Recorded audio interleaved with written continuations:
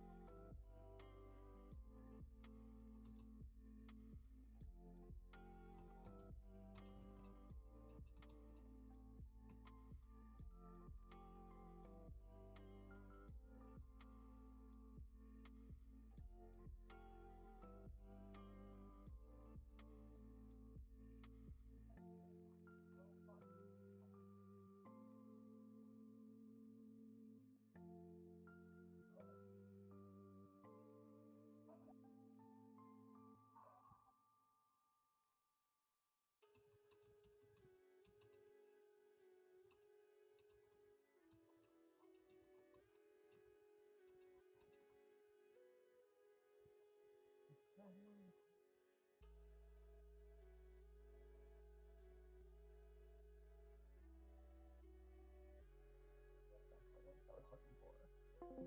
Eagle for one and Okay. Tico. Hey, Eagle. Yeah. Um. Oh, yeah, that's fine. Yeah, it works.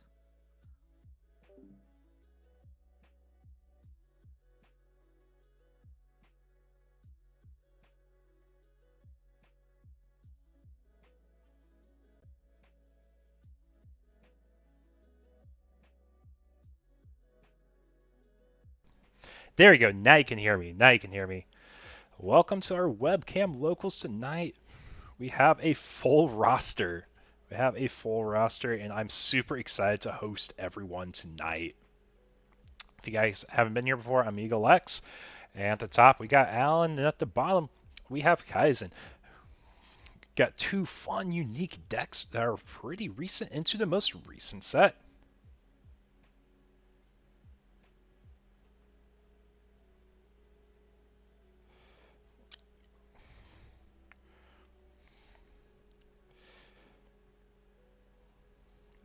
Refund.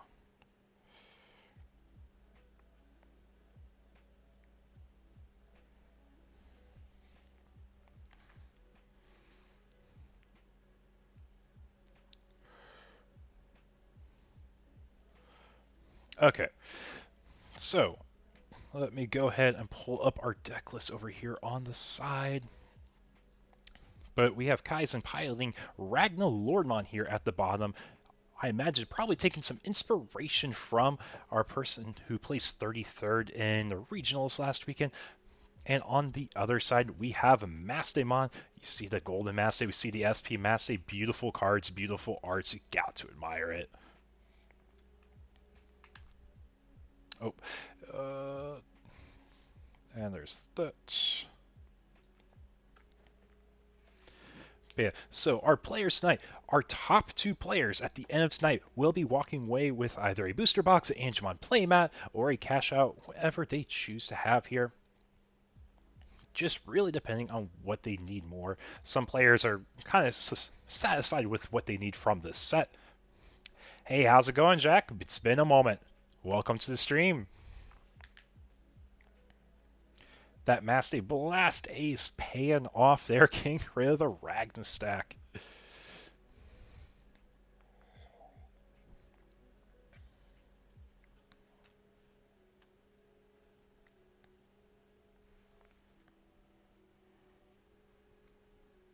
But yeah, so we're going to go ahead and start building up our next stack here. Really cool thing about Ragnar is typically they're unaffected. Like they're kind of like a wall of sorts.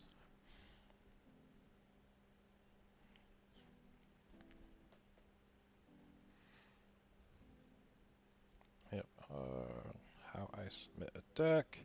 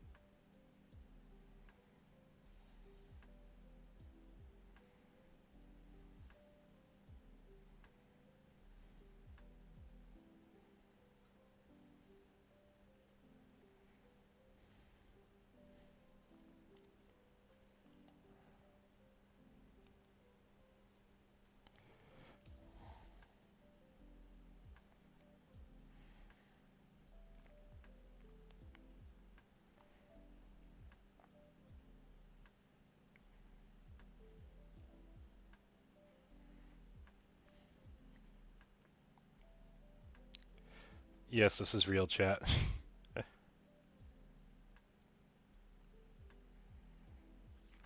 Okay. Yeah, we had some people that submitted some late deck lists here, or trying to submit a deck list and didn't submit it in time, so they sadly got dropped from the bracket tonight.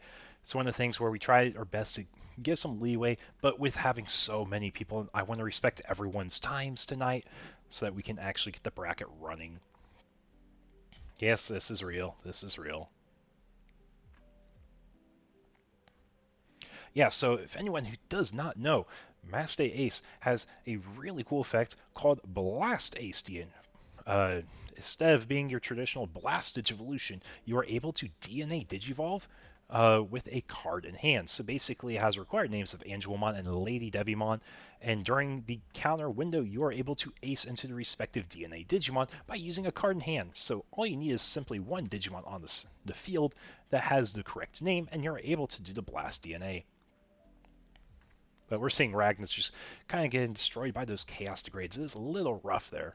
It is traditionally a very fun stack building deck with a little bit of lottery gotcha mechanics in. But I think we are just going to go to our next game here. We acknowledge this is a rough start. Let's just go ahead and see if we can get a better setup for the next one.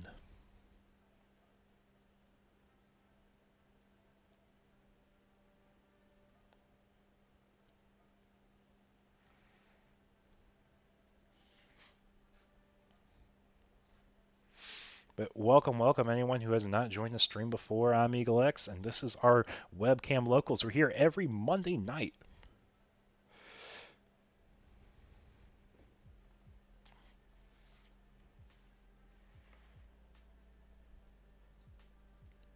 Let's see, pull it up here. But yeah, so for anyone who does not know, we are featuring the two brand new Blast DNA Digimon. Got Ragnarlordmon on one side, Master on the other. Ragnarlordmon has quite a bit of text, has raid and reboot as two main keywords, but on Evo/on play, you can trash top card of your opponent's security stack, and this Digimon is not affected by your opponent's effects until the end of their turn. Then if you DNA, you de-digivolve one of all your opponent's Digimon and delete one of their Digimon. Meanwhile, the Mastemon Ace uh, also has the Blast DNA portion, but its on play Evo effect is playing a level 5 or lower Digimon with one of the angel traits from hand or trash without paying the cost. Then you can DNA. Then if you DNA'd one of your place one other Digimon at the bottom, its owner's security stack, and trash cards from the top of your opponent's security stack until it has 4 left. So really, we get some nice mid-range and tempo. But ideally, we're getting protection on one stack with the Ragna, and we're getting the offense on the other stack via Maste.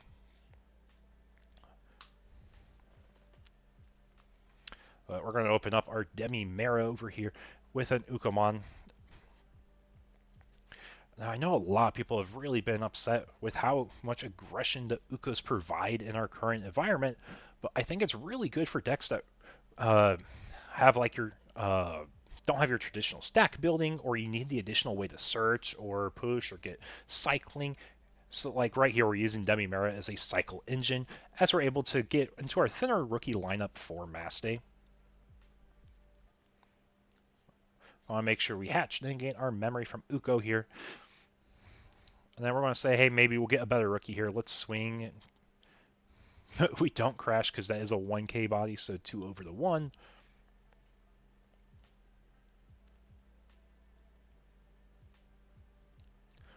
And then we go into our new Searcher Gato. I want to pick up the Angelmon. So ideally, probably have the Lady Devi in hand, which means we're probably going to see DNA Digivolve on this next turn. So Ragna's really pushed into a spot where they have to respond to the board, and they have to be careful in case there's a level 5 ace like an Angelmon ace. Because even though there's ace in Angelmon's name, it is still an Angelmon for all purposes of DNA Digivolving. Or if you even have an X antibody, you can go over the ace with Angelmon X. But can you guys hear me all right? Just want to make sure. I've had mic issues today, and I think it's because of our internet settings here. Department. Apparently, hurricane weather is really starting to affect some of the internet here across Central Texas.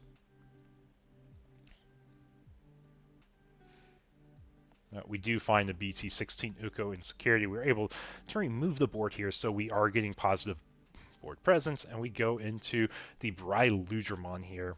And I believe this is the one from the starter deck. I apologize here. I do know Ragna stuff, but I do not know it by heart.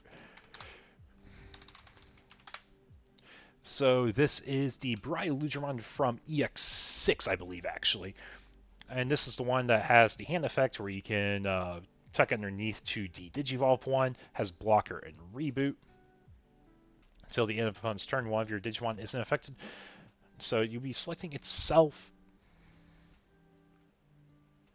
And it looks like we did block here, but we're going to see a Chaos Degrade. Thanks to that Mirai, we're able to fulfill both color requirements. But yeah, sadly, it's unaffected from our opponent's Digimon, not from Chaos Degrade. So we're going to see that card put in a lot of work in this set. But if we're able to go into the Ragna, we'd be able to get around it a little bit more, because I believe that is just opponent's effects. So we're probably want to see them start building up a stack here so we can guarantee a safe stack on the next turn if we go into the Ragna.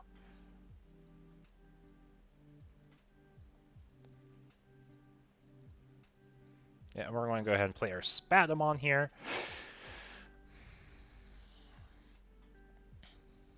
Yep. Pitch and a Legend Arms piece here to get a draw 2. Pretty similar to the Garamon in Nume from what we've seen before. For BT16, Uka is going to do a top 3 search, pick up the Maste, and we're going to hatch the egg next. And we're going to swing, try to do a little bit more cycling, see if we get something a little bit more ideal for a raising area. So we're going to pitch that Death X. Our opponent's not really getting a big board, and even if they do, they're unaffected from Digimon effects for the most part. But we're still missing the rookie for... We're not still missing, but we're missing a rookie on this next line here. So my thoughts is they probably have a level 4 in hand they can work with, and then they can go up their line. They just really need the memory. So I think choking is going to be a really big deal for Ragna Lordmon to have here. So we're going to push out our Duranmon here.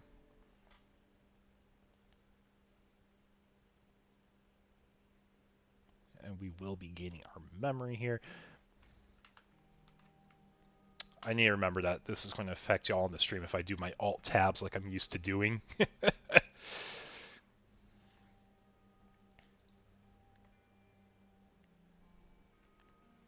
yeah, so Spada is going to make its way into the security stack here.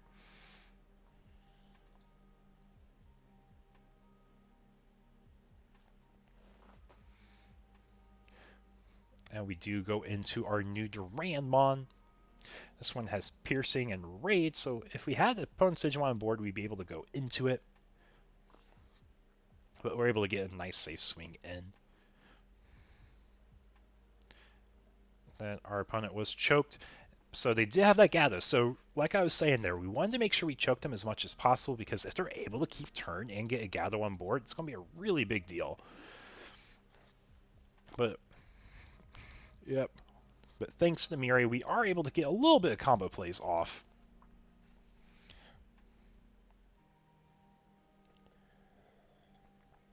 Pulling the one back from the Lady Devi, using the other Mirai, we're going to be playing the Angelomon. And now we're going to use the end of turn from Gatomon. Because we have that, we can DNA into our Mastemon. Mastemon's effects, place a Digimon level 5 or lower into our security. Then you can pay a level 5 or lower. And we've opted for the Lucemon Chaos mode to get the on play to pop the Duranmon here. We're just offensively removing every single stack. But they are putting up a good amount of pressure as well still. So it's a very back and forth game for the board. We're doing board wipe after board wipe, getting chip damage against chip damage. But having 2 bodies on field is going to be a little bit more difficult to respond to for Ragna, because most of the removals de-digivolve and raiding.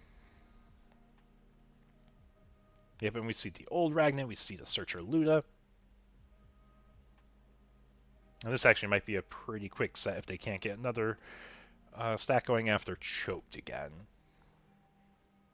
Yep, we will pay 1 for the Uko and raising.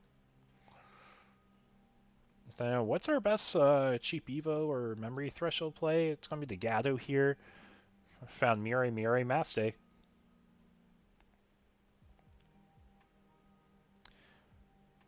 And we're seeing that new EX6 Mirai put in quite a bit of work here.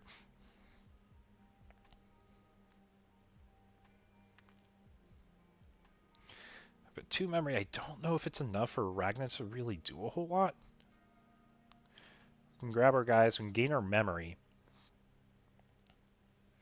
But I think Maste is going to be able to remove something before it comes up.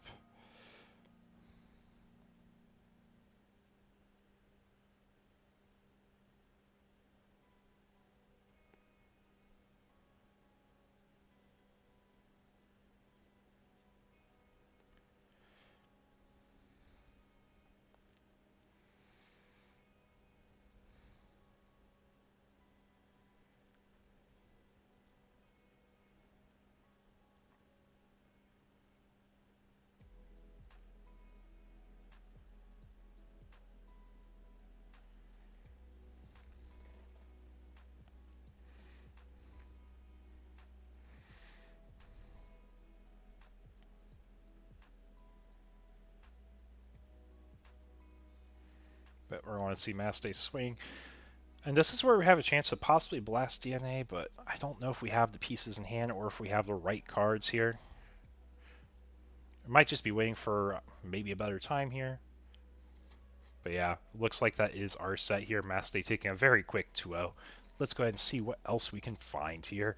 I'll be right back.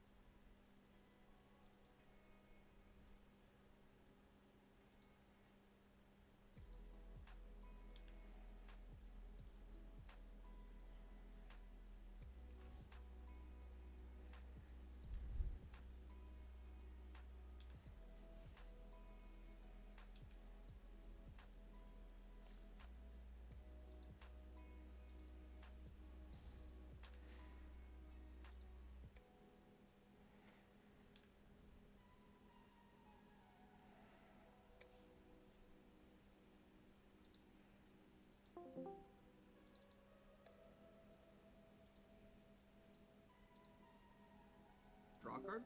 You guys cool if I stream y'all set? Go on Podpay, right? I'm sorry. Y'all cool if I stream y'all set? Yeah, that's cool. Rock on.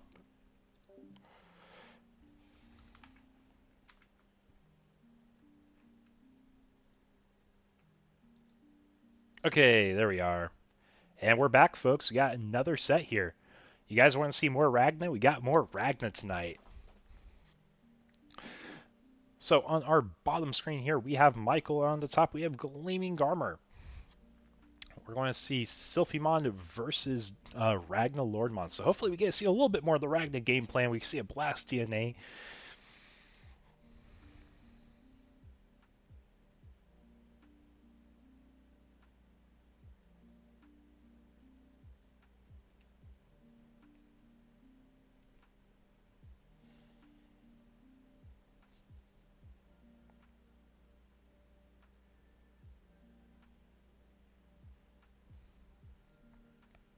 But we are pushing up our Zuba Eagermon. And let's see. That is our promo Zuba. We're going to be tucking underneath, and because attack, we're going to do a little gotcha game here.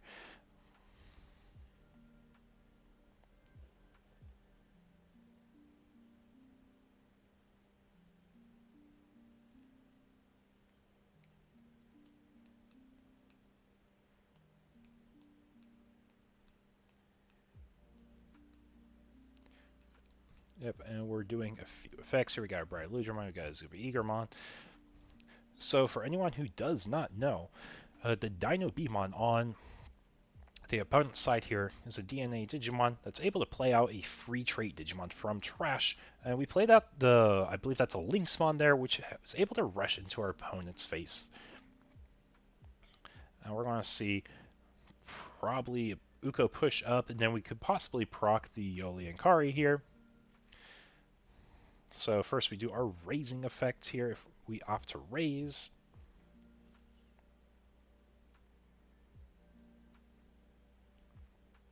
So looking at our top three here, going to be a pretty easy choice. We're going to be adding that Salamon to our hand. Get the hatch. And now if we want to, we can resolve our dual tamer effect because it is start of main. So we are going to be playing out that Sala. Sala has an on-play where we can evo from trash into a free trait beast, I think is what it is. I know there's a lot more generic trait effects. Set. Let me go ahead and pull up.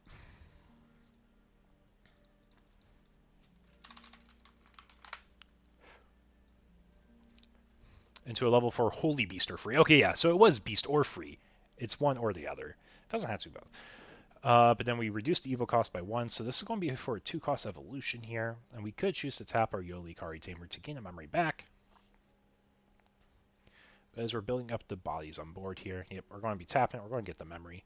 We're not getting the DNA effects, but I don't think it would matter as the Ragna stacks are unaffected.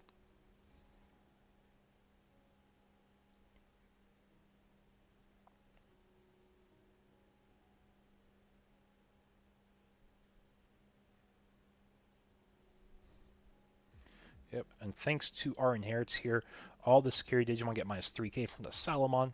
But we are going to go ahead and blast DNA into the Ragna Lordmon. And as I said, there's quite a few lines of text on this Ragna. We get trash the security. I know it has reboot, it has blocker, so it is able to block the stack and get a D-Digivolve here.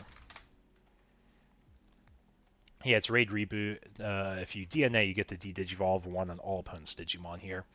And then delete one of their Digimon. Yep, so we actually fell into the Ace trap here. So I think it's just deciding which stack we're going to be deleting. Yep, we're going to delete the Gather stack now.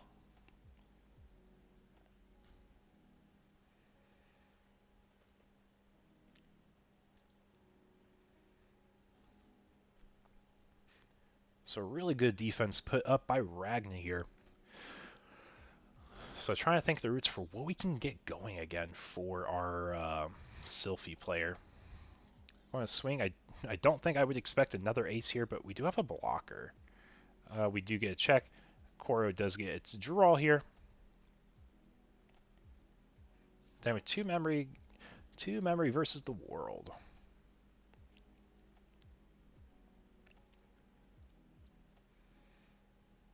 And on the bright side, we do have our 4 security here. Depending on what topping we have, we're able to play a bit defensive and have some lingering DP effects, I believe. We saw that Sunrise Buster, which I think would only be able to get the Zuba Egra stack, because I'm pretty sure the Duranmon has protection for the turn, right? There, let's see. We're not Duran, the Briludra. Yeah, it's unaffected by Digimon effects. So any math we get from Evo isn't going to do a whole lot.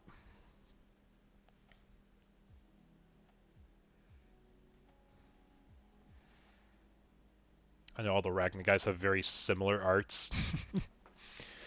So it's a little hard to differentiate them at times.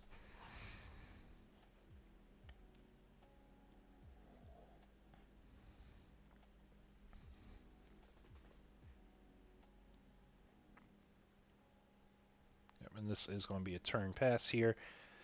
So one thing to make note of is we do have to gather on field, even though it will be returned to hand at the end of the opponent's turn. We are able to we are able to blast Evo into a stack here. I think the only one that might matter if they have it is Angelmon Ace, just because 6k lingering math is really good. But I think once we get Ragnar established, we're normally in a really solid spot.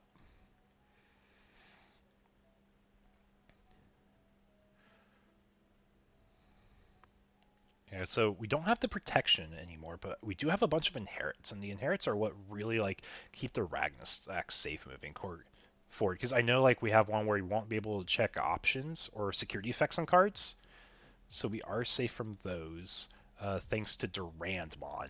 And what's the Brian inherit? Can't leave battle other by your own effects or deletion. Yeah, so we have like pseudo protection, pretty much everything on our opponent's turn now. And we want to see the Zuba Eager swing security as well. We find a BO here. Yep, 4k against 1k, you are good. And it looks like we're going to end turn on a Crimson Blaze, putting one memory on the opponent's side. And this actually denies the start of main turn effect of the Dual Tamer. So we can raise the Sala and use its start of main effect to Evo from trash or hands. But it looks like we are acknowledging we're just going to go to our next game.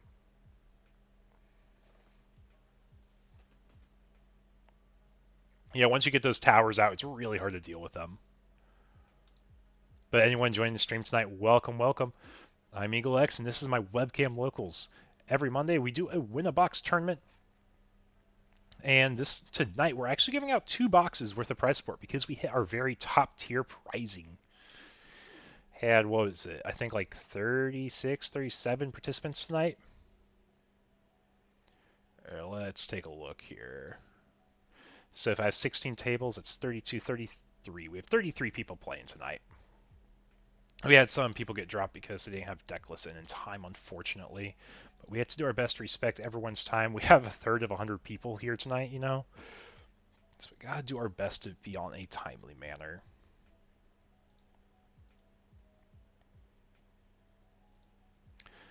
So for anyone joining the chat tonight, what decks are we excited for EX6? Were we excited for Demon Lords? Are we excited for Ragna? I know Ragna hasn't had support in a moment. And every time it does, it's always like, it always feels pretty average a lot of the time. Like, when you got the starter deck, it didn't do a whole lot. Like, it gave a new line, but it wasn't enough to actually keep the deck relevant. Hey, Moon, how we doing? I have to keep remembering every time I alt-tab, it's going to affect my main screen, which is what's being streamed here. But we are able to open BT16 Uko as the Sylphie player. Got Promo Zuba going into Zuba Eager, reverse choking at 1. So we're going to push and get a search out. So I'm trying to think like what our goal is here. We have 2 different rookies, so depending on what our setup is, we can see. And we are going for the BO, rest go to the bottom of the deck, we get the hatch. Yeah, we're just going to Evo up in raising. So if we play out the Dual Tamer, that means we'll have 2 rookies for next turn. With 2 rookies next turn, are we able to DNA? Because we have effectively 1-cost Evos. Yep, we're going to get our Koro draw.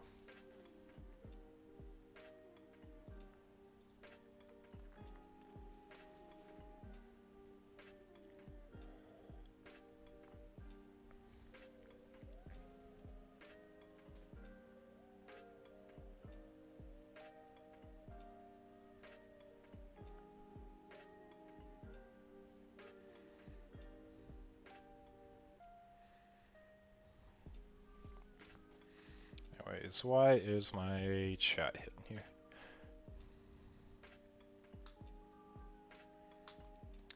Welcome, welcome. Can't wait for a new store to be set up. That'll be exciting. It'll be exciting. Having a in-person local scene is always so nice.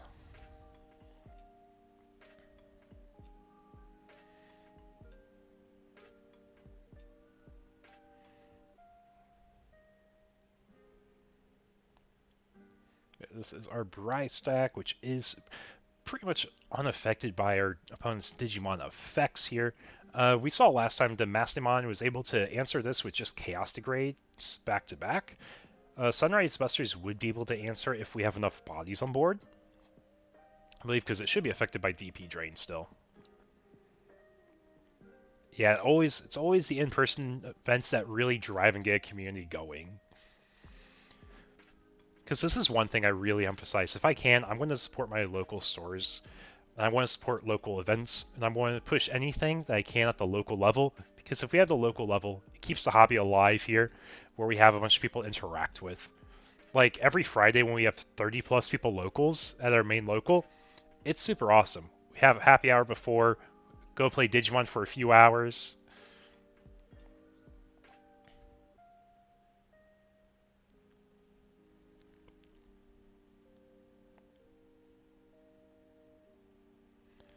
Awesome see the support locally and with the community, within the community.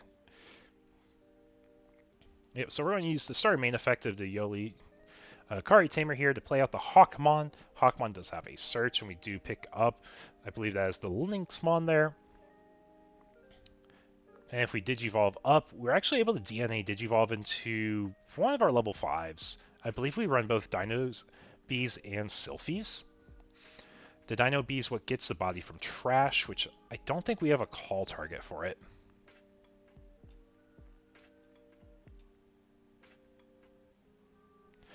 Hey, you can lurk. It's all good. It's all good, man.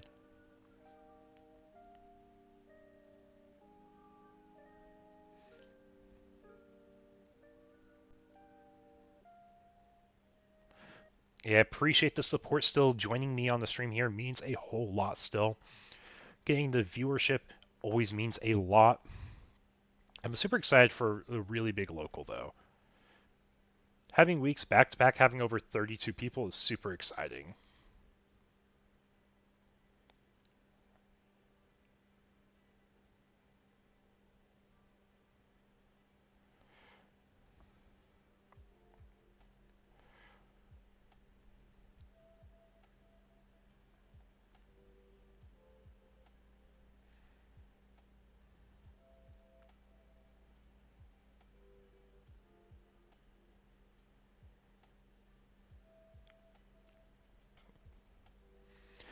Yeah, maybe one of these weeks we will get you back out, though. I really do want to get a second night of the week where we can have more tournaments. But like I mentioned before in chat, it's just really hard because I don't have enough product to really go around and to promise the price support that I would want. It's not our goal. Our goal is never to put out another organizer. It's just that right now, Monday nights are still the best nights for when I'm able to run events and when I'm able to get the prize support out in a reasonable time as well. Because my goal is to always get things out within 48 hours of the start, or within 48 hours of a tournament concluding. The one exception being waiting on my EX6 boxes to come in.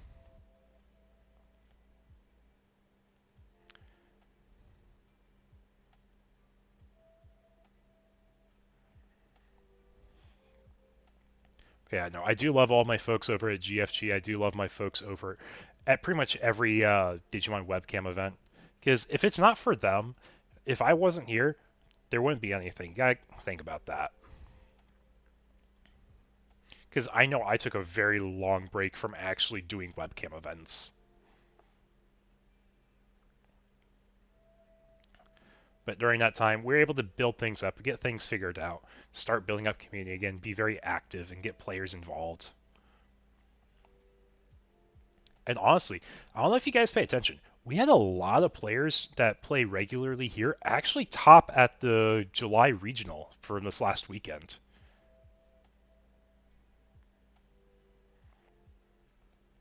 Like in the regional, I think we had 2 people just short of top 16. Because I know Law or Michael or Walter. It's Walter. Walter is Law. He was like 18th, and then I think as you, Jack, you mentioned me, like you were 19th, like you were just below him. Then we had lots of people in top 32. Lots of people in top 32. So people that are playing here are definitely getting good reps and practice in. Oh, yeah, I know.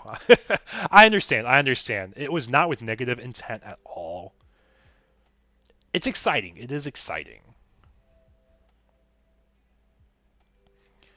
Yeah, I always value what I can do for the players, and I want my value proposition to be as maximum as possible, providing something unique that other TOs can't do or don't do. Yeah, you were 19th. Yeah, I thought you said you were. I try keeping tabs on everyone that participates.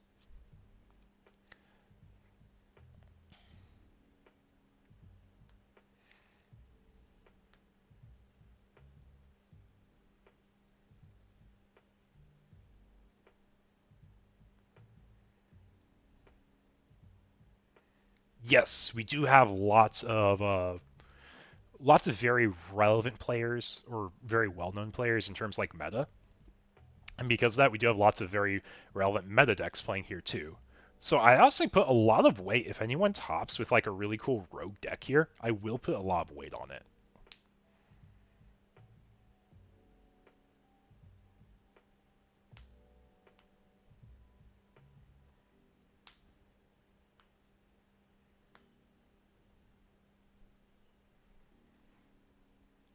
And I'm not saying anything about any webcam local having a different power level, but I definitely do think because of the price support we offer here for this webcam event, we definitely see people play stuff a lot more seriously. Like we don't see something super rogue. Uh, Last week when we had the fun ban list event, we saw a lot of players bring in lots of new decks, which I was really excited to see. It was probably the most diverse webcam local we ever had. Like, I think the only repeated decks had like 3 or 4 people piloting them. Like Demon Lords, I think had 4 people piloting it. Then we had like a few other decks at like 2 of counts, but it was a very diverse webcam local, which was honestly the big goal. I wanted to get people to try something different. I want people to not play the same tier 1 decks, which anyone who saw that ban list and they said, yo, this is horrible game balance. Why is everything to 0? Why is Uko not touched? I got my 2 unique takes. My first unique take, I don't want to put cards to 1-ofs. I don't like luck sack cards. That's why I think HPD at 1's really irritating. Because if you guys saw that finals for the regional, you saw Imperial just absolutely high roll the Tyrant player because they were able to HPD into the Imperial Dragon mode, right? And just because he saw the 1-off, he's able to get a lot of extra push and pressure than he really would normally have. Nothing on the player. It's just like, I just don't like that card as a 1-of. So that's why when I did my ban list event, I just put cards to 0. For 2 reasons on that. First, it's really easy to understand if someone's following the ban list or not. Because if they flip over the cards banned, you know they didn't read or didn't follow the rules. And secondly, I think it's just enough to push people away from using those same decks. I want to point out a really cool thing about that webcam event. Ukomon was only played in 1 deck that made top 8. Only 1 top 8 deck played Ukomon. They played 3 BT16 Ukomon in a Sylphie list. I really don't think Ukomon's the problem. Ukomon's a very strong card, and it is going to set a new floor for what aggro decks can do. I will acknowledge that. And it rewards decks that don't have traditional stack building. But I don't think Ukomon's a problem card. I think it's the decks that don't require to build stacks. And if you guys notice, there was not a single Nume player because the Nume X hit to 0 mattered more than Ukomon existing. Because Nume X was hit to 0, Platinum Nume couldn't be cheated out. Because you couldn't cheat out Platinum Nume, you had no reason to run the plat. So you're forced to run like more aces on the top end if you wanted to play that, but you had no body recursion either. Because you have no body recursion, you have no pressure. Like, sure, you have the 8 Ukos like running, chipping away, but like they're not doing anything without the right support. Nume X was the engine, and taking away the engine is what kills a deck. It just enables consistency for what you want to do. But if what you want to do doesn't have like an ultimate game plan, then what's the point? Uko is strong. Uko is just an excuse to divert attention from other cards people don't want to touch. I don't think it's necessarily that, because I do understand the frustration of seeing Uko's chain back to back. It's like, if you see the Uko trains going off, it is a bit irritating. Like, 100%.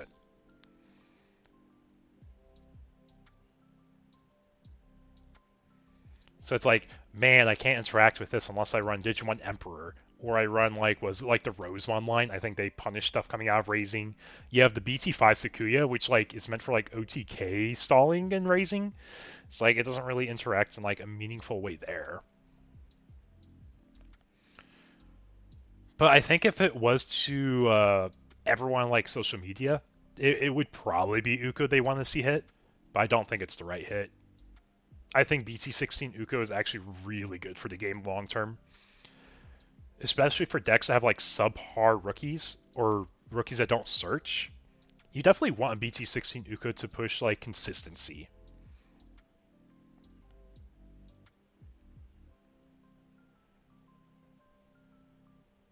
Yeah, welcome everyone. I see 11 people in the stream tonight. Welcome, welcome.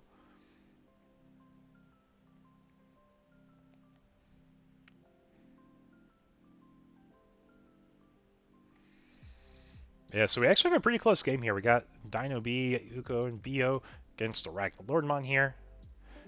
It is possible that our opponent could blast DNA into a level 6. What are the relevant level 6s you can blast into?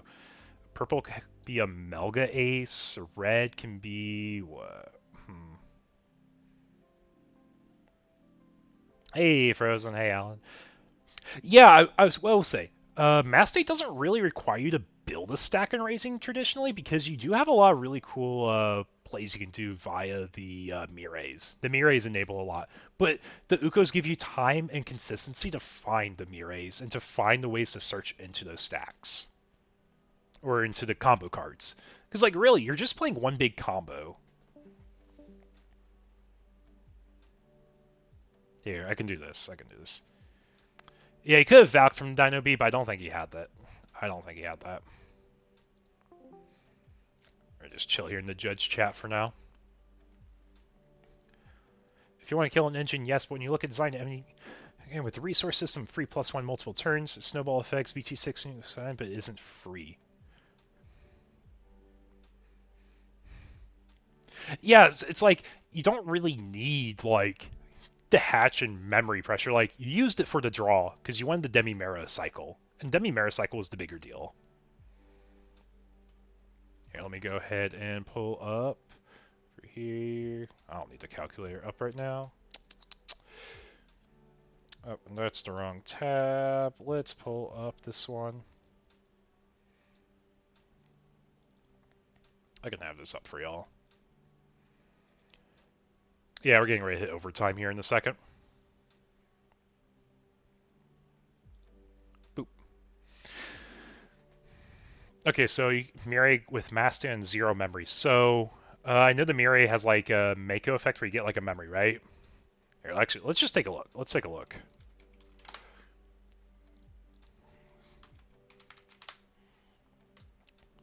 Because I always have to remember, your turn, when one of your is played, by suspending you gain a memory, then you may digivolve. Okay, yeah, I see, I see. Yeah, so if you have double Mirai out, you basically guarantee it, especially if you have the Gata. Because the Gata has the end of turn DNA digivolve. Like, not this Gata, this one's the searching one. Well, it's the old starter one, right? Yeah. Because you got the end of turn DNA. You also have consistency with the on play, which is neat. I mean, like, yeah, you do get the memory back from the Mass Day counterparts like the Anji Woman. Because it's like your turn, yeah, when you play a late Dave, you gain a memory. When you shoot a free body, you get. Oh, it does? I'll be real, like, I have a good idea what the new cards do, but I don't know entirely. Oh, you do have an end of turn. You actually don't need Starter Gather to end of turn DNA. You're right, you're right. Okay, okay, I see ya, I see ya.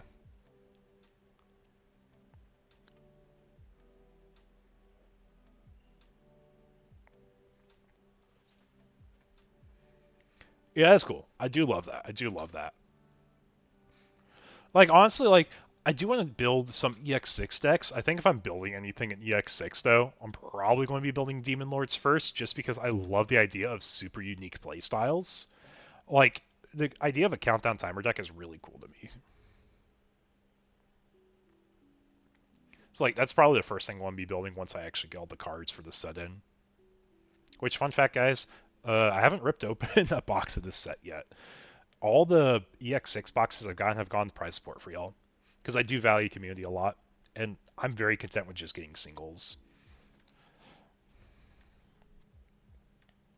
But yeah, like, oh, the other thing I do want to build in person, I do want to build the Omni Mega Zoo. I think that's a really cool deck. I know Spen's been on that lately, and you can put in the Ultimate Chaos Mon. You get like a bazillion checks of piercing. The only thing is like your 16k, which actually does matter a lot. I'm saying only thing is like it's a bad thing. It's actually a really good thing being 16k, because like 15k is like your threshold for a lot of things. The only thing that's like really annoying is like if your opponent has a Magnamon, right? Because Magnamon's what, 16k I think with the proc? No, it's 15k with the proc. You have to have a Vmon inherit. That's what it is. It's like you'd be crashing into this if you're 15, 16.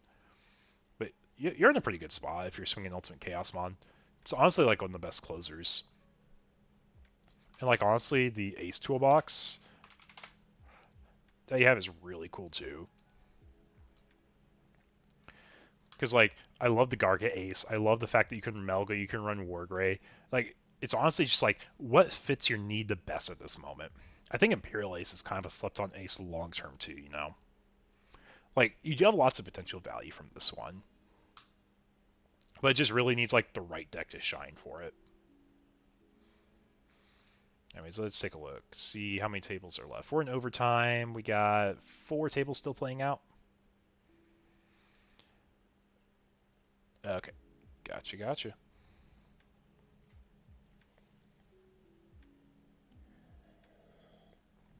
But anyone join the stream, welcome. I guess one thing I do need to point out to anyone who's playing Webcam Locals tonight, our final count is 33 players. We had people drop because they didn't have deck lists, so that does actually put us just below the threshold of our Tier 5 prizing. So we are in Tier 4 prizing tonight. Apologize about that, folks. I wish we had everything submitted in time, but we do have to keep a schedule as well as we can. You want to play BT17 AOS, but the Morphmon prices? So that's an issue with like box topper promos. Because like here, let's take a look. Let's take a look at all our promos here. We got some of the newer ones. I swear that the new one should be.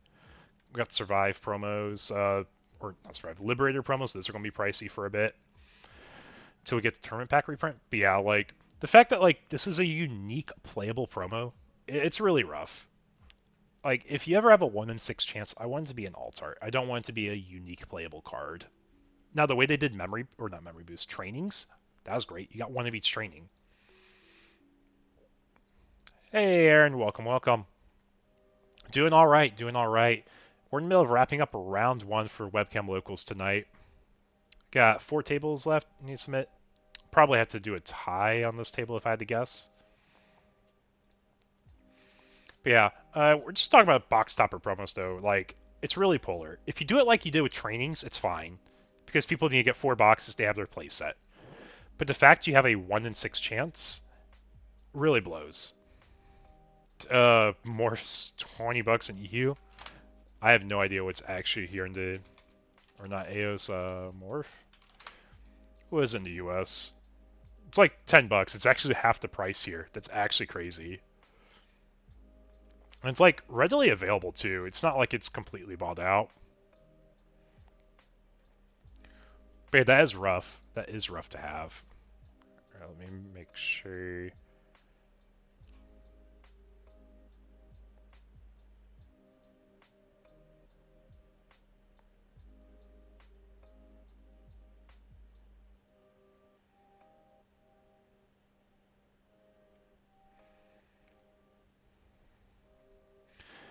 They went from a 2-pack back. Yes, they were 2-packs for a bit. Because, here, let's go all the way back. No, I don't believe in buyouts. I think buyouts are scummy. Because like you're saying, old promos used to be two ofs. So where's our hybrid promos? These promos didn't matter.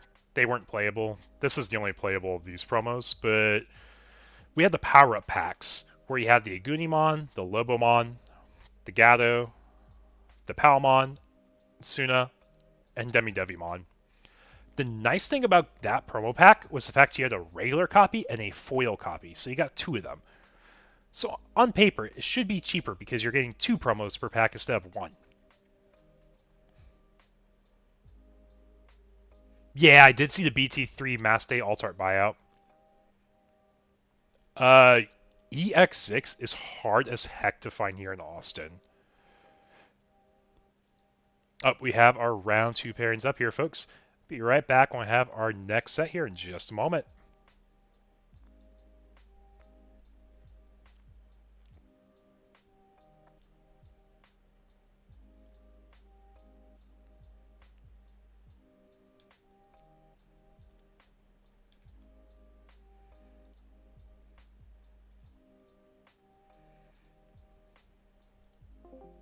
This is my first.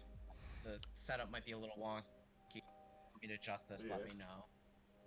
Oh, you're good. Hey guys, you cool if I stream you all set? Yeah. Just because. Okay, just go know ahead. I'm kind of shy. Hey, it's all good. It's all good, man. Don't sweat it. If you have any questions, please ping Shigeru in the Judge Request channel, because I'll have my headset on mute here. Alright, sounds good. Good luck, guys.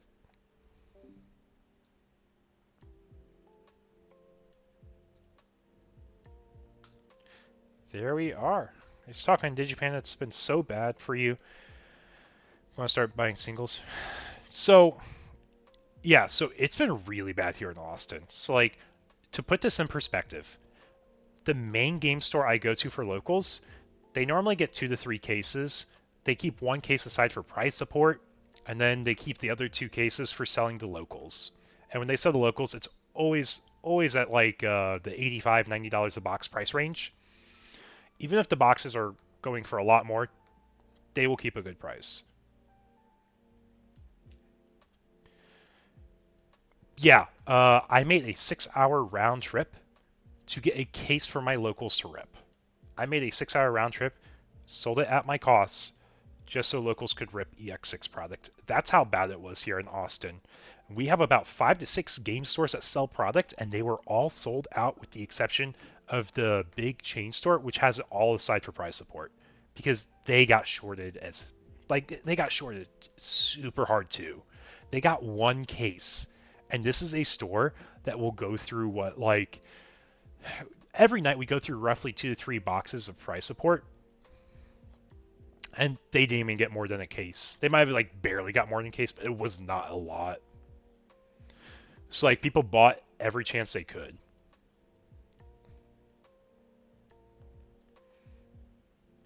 Yeah, I try my best to support the locals. Because honestly, like, I don't get the dopamine other people get for ripping product, which is why I'm totally fine with just getting singles. Because I'll let people have the joy and pleasure in that. But when I can, it's always nice for convenience so I don't have to buy bulk. That's, like, honestly the reason I really rip. Because I just like the convenience of not having to go through getting my cur sets.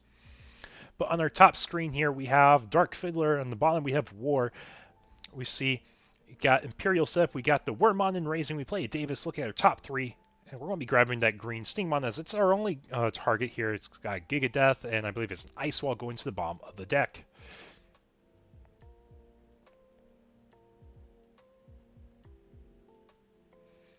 And on the opponent's side here, we hatch a Koromon, which can be just about anything, but we do see the Flamemon. We know it is red hybrid. If you guys are excited for next set, we are getting a really big wave of support for hybrids because it's what, like based off of the movies, I believe is what it is.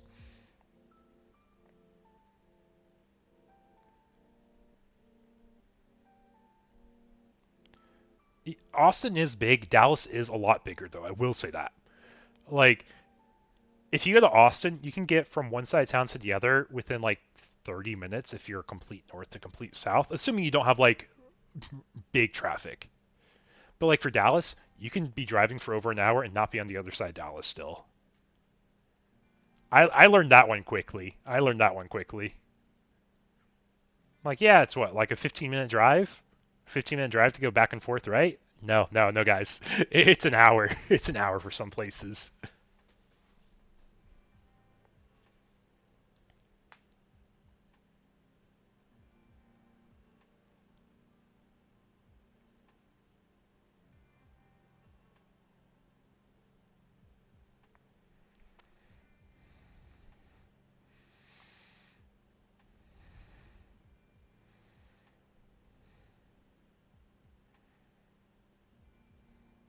Okay, cool, cool.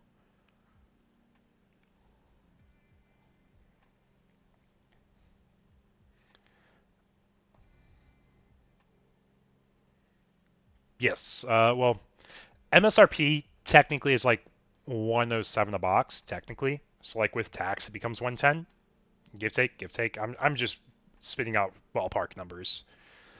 Uh, but most stores sold below and like sold at the like traditional box prices for Digimon. Yes, I will be at the Bandai Card Fest in September. I will be working the event. Where I'm working, I'll be real with you. I'll find out. Gen Con's our next big thing, and I will be there as well. I will be working Gen Con. Getting that Gatsumon out. That's a way to deny the new Dual Tamer. So, what is it? We don't really spit out bodies with Imperial as much anymore unless we partition. So we push out Stingmon here. So if we have a 3-cost Evo or end of turn DNA, we can still do stuff. It's like play a Vmon, go into an XV, end of turn DNA. And we're just going to be playing the Dual Tamer for 4, leaving our opponent at 1 memory. He will get fixed to 3 thanks to the Tsukuya Fixer. I'm not sure how I feel about this play because you are vulnerable to Emperor Grey. Like, he's not going to be able to warp, but he can build up all the Mon into Emp Grey still. Burning Grey, we're just going to be popping, yeah. Yeah, even Burning Grey can pop it.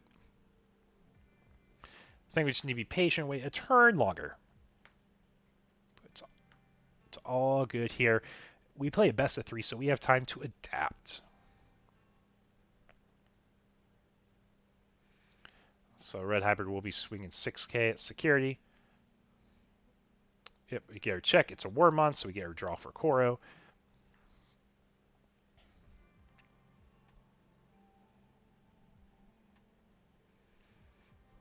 But yeah, pretty much any big Bondi event I will be at for the most part. Typically working though. BT17 I'm actually really excited for.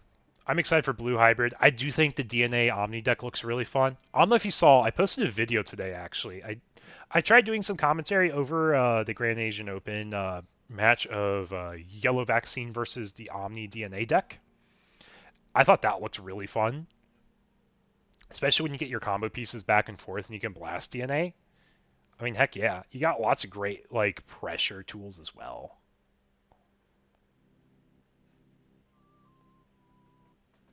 Here, let me get my charging cord here. From my phone. And for anyone curious, yes, I am drinking coffee at 7:40 at night.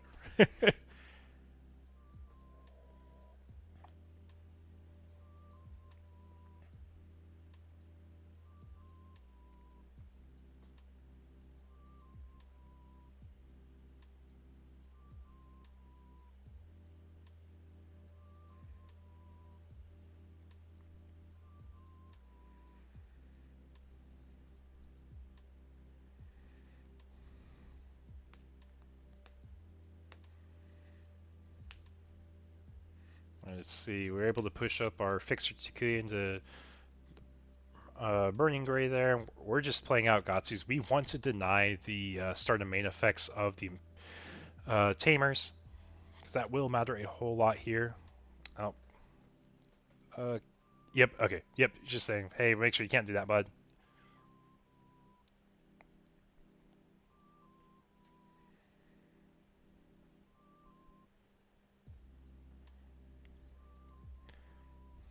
No, I don't think he did. I don't think you did.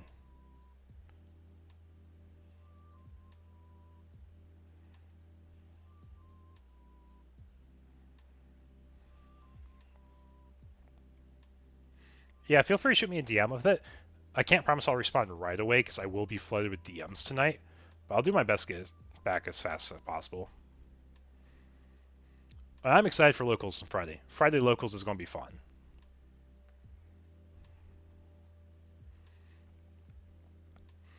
Yeah, so what can Imperial do here? If we have, let's see.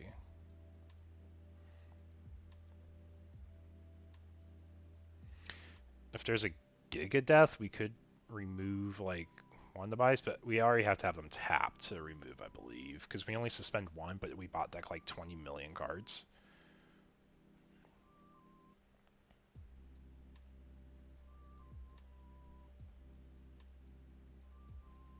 Yep, swing scary check. It's an XV. Go draws for Koros. We get two of them, I believe. Yep, got our two draws. But yeah, it's a short, like 13-minute video. It's a best of one game, and the best of one game is followed up with just some deck lists. I always like showing deck lists so people have an idea what cards they can start getting to prepare for the decks if they want to build like what they saw in the video. Yeah, ever since we got DNA, I've always wanted to see like a really cool alternate WinCon Omnimon deck where it's like if you DNA Digivolve into this Omnimon, you win the game. Obviously, like it's not super hard to do that with how the game's played right now, especially with the requirements they have. It wouldn't be the worst in the world. But yeah, so I think Imperial had a really good setup that game. It's just the fact they pushed out the stack that one turn. I don't know if they just like weren't thinking about all the removal Red has, but they were set up really well to be able to build up DNA into Pyildras. But let's see if we adapt for game 2 here.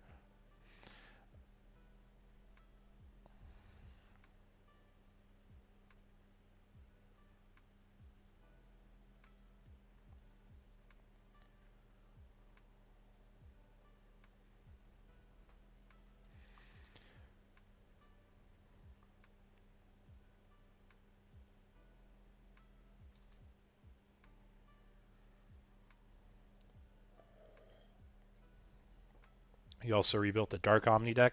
Okay, Dark Omni Zoo is probably one of my favorite decks. It's like been relevant this set. I think it's really cool. Like I might build it. When I say might build it, it really comes down to do I want to go looking for all the cards I need?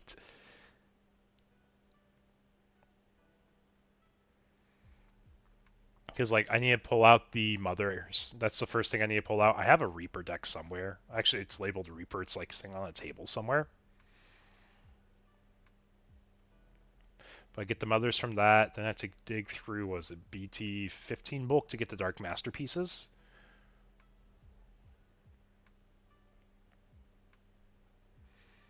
Then I need to pull out all the aces. Yep, so Red Hybrid said, hey, my hand's pretty good. I'm just going to keep it. I do have 5 eggs, so make sure they're scrambled enough there. But yeah, I think Dark Master Zoo is probably one of the coolest decks we've had lately.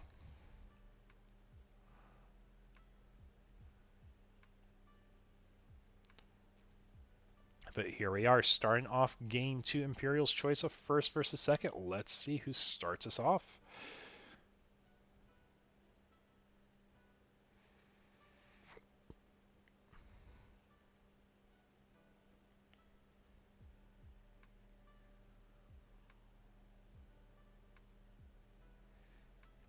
So it looks like Imperial is going to be starting us off here.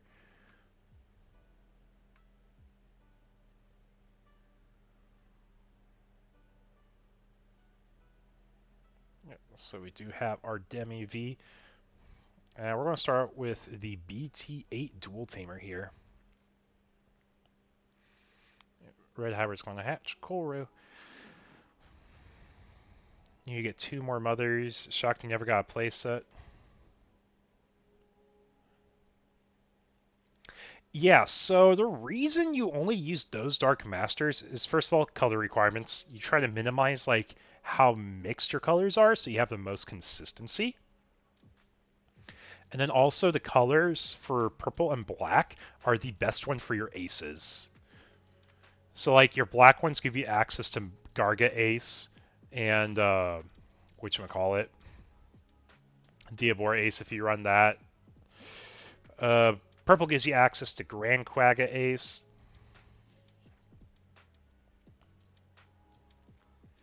Then you do see the Edamon for Valk Aces. You also have Vikemon Ace, which goes over black.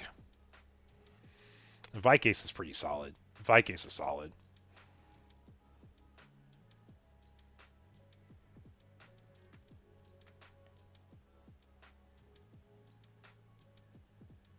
It looks like we just have a rough hand. We're just going to pray that our Stingmon doesn't get answered here. So let's see. Burning Gray or Aldermon into Emp Gray are two ways to remove it. Even Crimson Blaze can too. So if we don't have those, we're probably going to be swinging Flamon, get the Koro proc for draw. I mean, also, we could swing with the Aguni as well.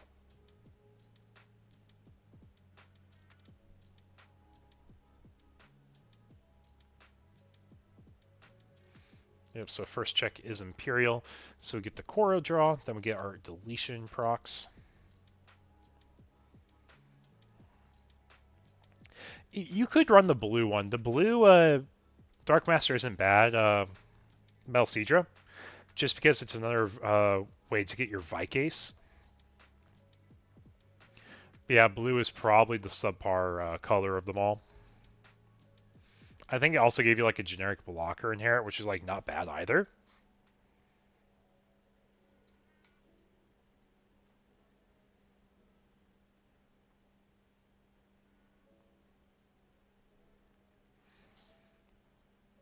But yeah, so we're going to play Flamon, search top 4, add a hybrid, 10 Warriors or Takuya. We choose to add the Takuya. We're going to swing with our other Flamon here. And it is Ice Wall. That is 2 memory the opponent gains.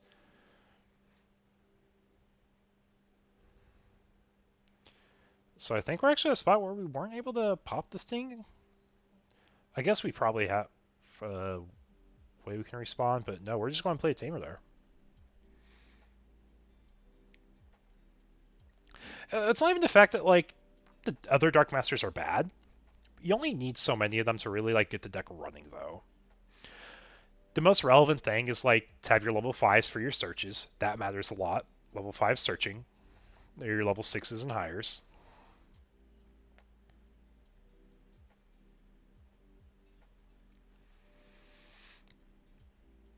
But then it's also getting your 5 set up so you can ace. And the reason Mother matters in that deck is, like, there's some effects that care about, like, highest DP, and it's, like, not immune. Oh, we're just going straight up DNA to Pyldramon. We don't even have a way to DNA here. I guess we don't have end of turn DNA on the level 4, so we would have to combine it with a few other parts. But yeah, we don't have Fixer Takuya, so this is the memory he does end up with.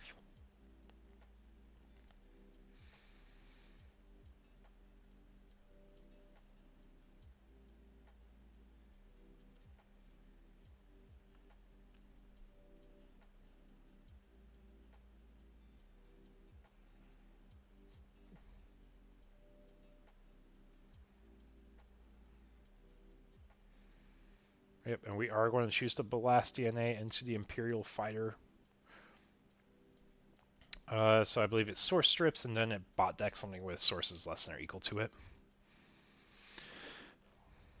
Yep, so we're going to begin the other Flamon. So we will let the one check go through, but that one gets bomb decked. Yes, Wisemon's also good because it searches and it's also multicolor for aces. It's actually the best color split because it lets you go into all the aces that matter, with the exception of like Valk, I believe. I think it's the only one like you would run that you actually don't get.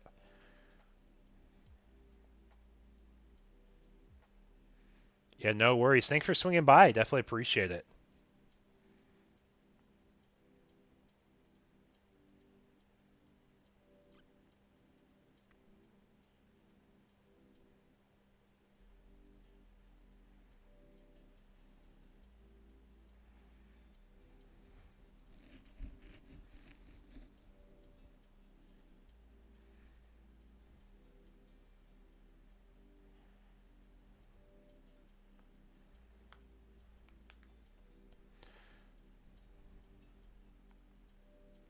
Yep, and it's going to be a turn pass with the hybrid over to Kuya here.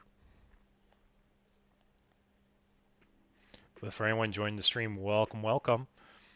Hope we're ready for some exciting Digimon games tonight. Yep, Imperial does fulfill the requirements for both parts of the dual tamer here.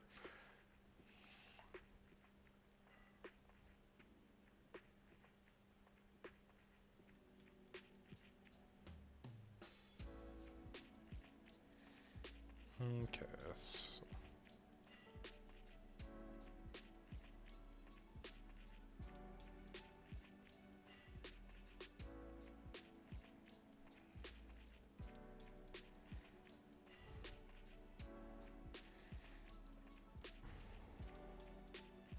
Yep, we're going to play our Vmon Searcher here and see what we can find. Give me just a moment. I want to turn the music down.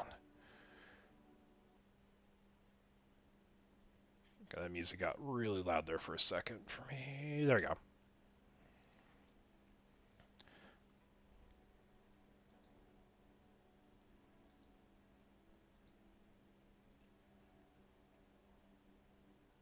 So anyways, yeah, just make sure we're doing our effects right here. We're going to be swinging with the ace. Find the Emp Gray here. And I believe we do live to check by 1k. And we're playing Searcher Davis here. Oh, that's on the wrong screen.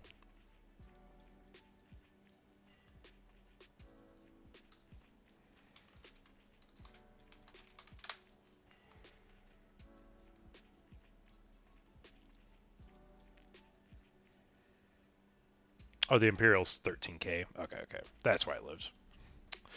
Emp Gray is 12.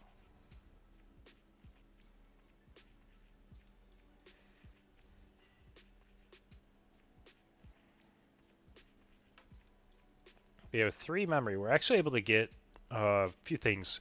We could go into an Emperor Gray off at 3 memory. Yeah, we actually might just do the warp for 3. That also works. Yep, so now we're just seeing what the best 5 are here.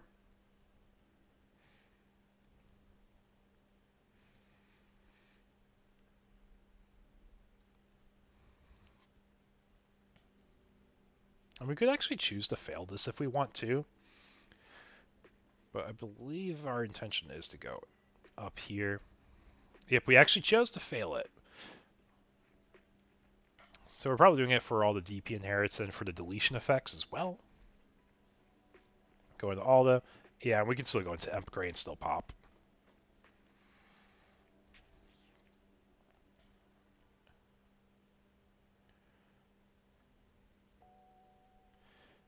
Yep, but unfortunately we don't have both bodies to partition with on that Imperial set because we are required to have both level 4s. You can't do a partial partition.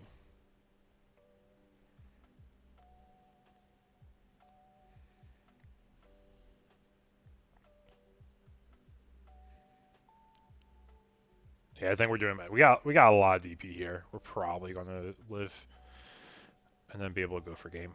We found a bunch of tamers though. Holy cow.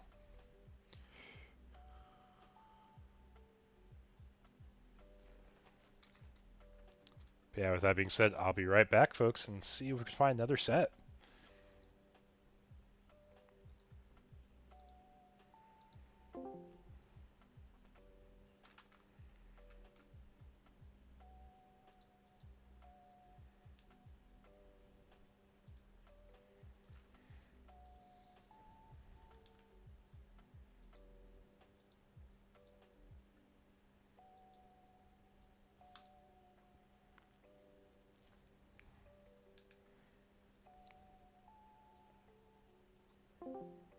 Gain 1.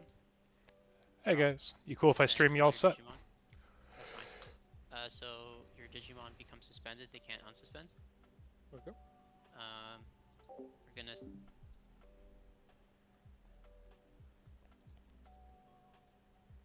Okay, okay. There we are, guys. We're back. We're back with another game of Imperial, this time versus Dark Masters. Or not Dark Masters, Demon Lords. I promise I know cards sometimes.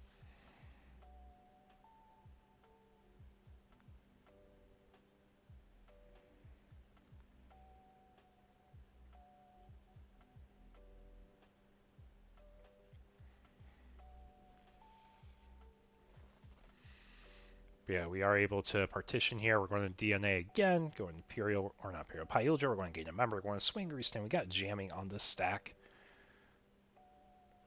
So honestly, the whole game plan here is we're going to kind of really leverage our jamming inherits. I don't think we're able to keep turn and still go for game. We're going to get a lot of pressure in, but we're not going to be able to close with our current board setup. And it looks like we have about 2, maybe 3 security left, so it might be a little rough on the memory here. But we got our Vmon search, and Vmon's going to grab a Vmon and a Davis.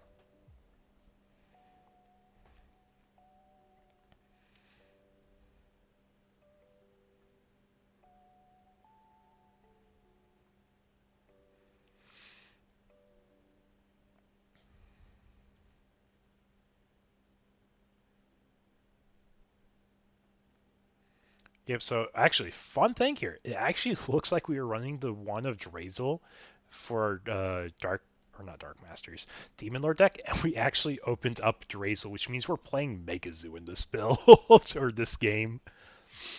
So we're not going to be able to do our big Oguda play, but we're able to play all our Demon Lords for cheaper, because we're going to be stacking the 4 Gate Inherits.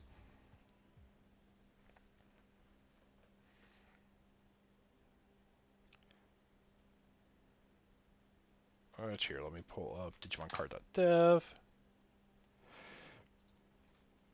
But yeah, I can't remember if you reduce by 2 or 3 from the Gate Inherit. But that is what you're, like, 100% cruxing on now. Just the fact that you get so many of them. Yeah, it's by 3. Then if you have 5 or more sources, you can reduce it by 4 instead. It's like, when we say it's Mega Zoo, like, it's super Mega Zoo Demon Lords. And the one thing we have to remember is we can't do Digivolution because we have Drazel on top.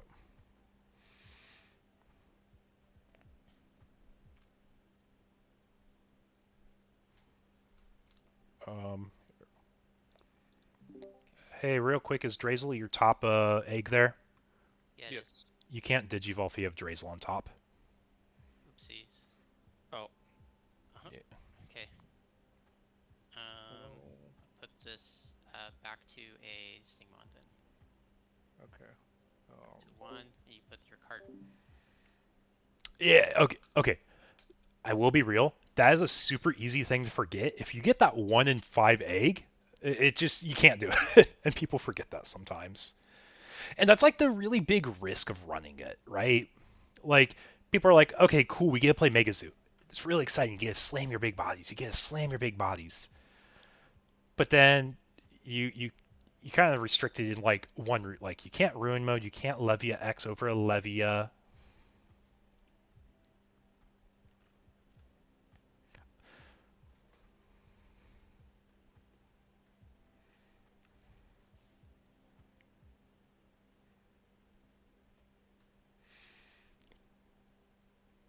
Yeah, actually, that probably really shifts the game plan now. Because, like, having 3 of the dual tamers, a 4th one's going to hand, is really going to change how this game plays.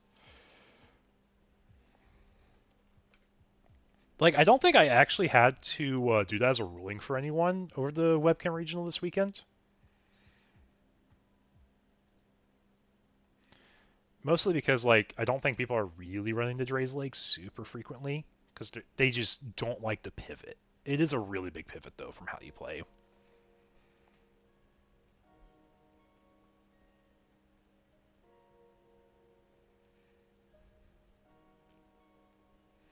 But yeah, so this comes down to how many Vmons and Wormmons do we have to play with our starting main effects.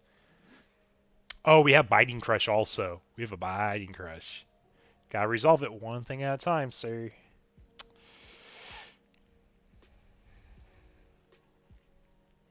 So it's actually a really cool interaction there. But yeah, we don't really have a great way to work this turn, unfortunately, because Ruin Mode would have been an amazing way to answer this setup. Deny 3-star search rookies. But we're sorting our, like, what, 15 card hand, because Imperial draws aren't, like, once per turn for most of them.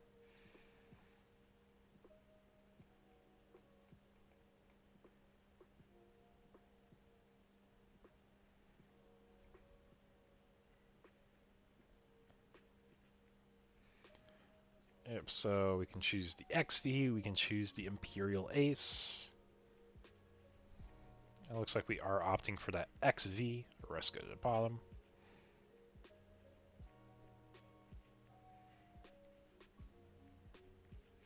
But yeah, I just remember Drazel's a really big deal if you wanted to play the Jesmon GX builds of Royal Knights. Like, yeah, you can suck up a Jesmon GX, but you just can't Evo until you pop Drazel, which is why it was such a big deal. Now we got our Warmon here for our next Davis Ken effect. I think that's all 3 of them now. Excuse me. So we're going to see him Evo up stacks. So we got this XV for memory at least so far. I don't know if we have the Stingmon, but we are going to be getting Heka memory because we got those 3 dual tamers.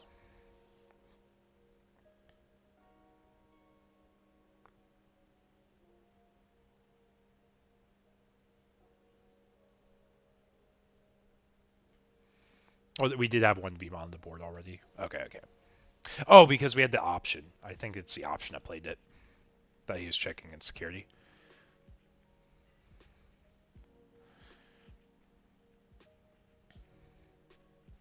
Yeah, so we have like a EX1 XV. We can swing jamming with that Vmon stack.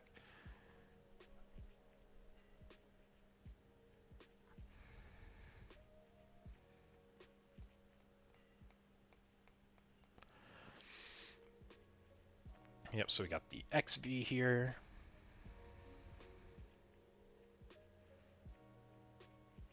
Yeah, we're just going to take our 3 memory now.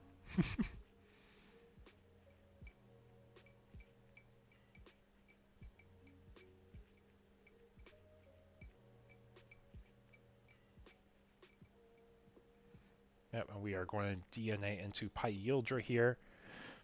We're going to be getting a blanket effect of all of our opponent's Digimon cannot unsuspend after we suspend one. Nothing was suspended here, so we get a restand. We are going to be swinging for game.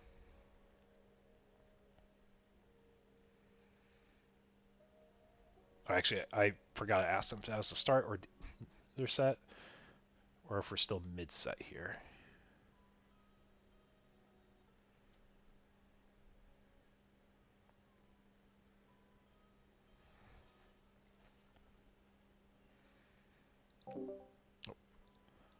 Hey guys, forgot to ask, what game was that? That was game 2. Was that for the set? That's for the set. Okay. Yeah, it's like one of those super niche scenarios of Drazel like is being really cool, but it's just like that super small downside of just the Evo part there was rough. I mean, if I had a better hand, I probably could do something better. But I had all the level 7s in my hand, so Yeah. Oh. Yeah. I couldn't do anything. Yeah. But no, I do love the Drazel like personally. I think it's really fun just because it gives you like a really cool way to win the mirror. Because if you start pressuring Megazoo in the mirror, like I don't know if there's a whole lot they could do, right? I guess. Yeah, you can still evolve into the things that, like on the opponent's turn, because this one is only your turn. But I didn't see the Leviathan X yet. Oh yeah. Because I also had the option in Crash, so I could have at least deleted one of everything. Yeah. But with that being said, good luck the rest of the run tonight, guys. Thank you. Yep, same to you. Okay. Let's take a look, guys. Let's see where we are at for tonight. Pull up here. Not going to pull up my PayPal.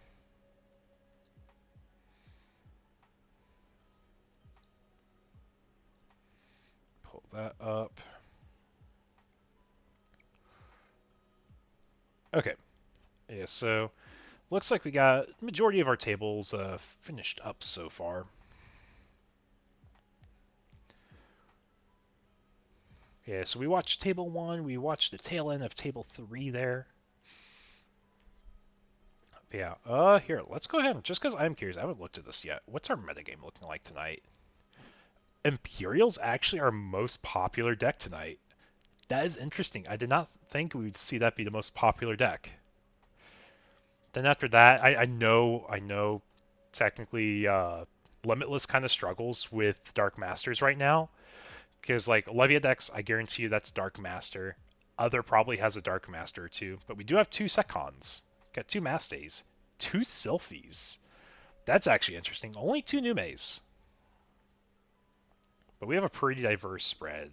Yellow, red, hybrid, D-Brigade, Ragna. I know we definitely have 2 Ragnas. We saw 2 Ragnas tonight. So that might be one of the other decks. Because it may not run like old Ragna in one of the builds. That might be why it's not picked up. Got Megazoo, Phoenixmon, Wargrave, Jesmon, Belfay, Vaccine, Nume, Mirage, Luga. But yeah, I say it's a pretty interesting spread.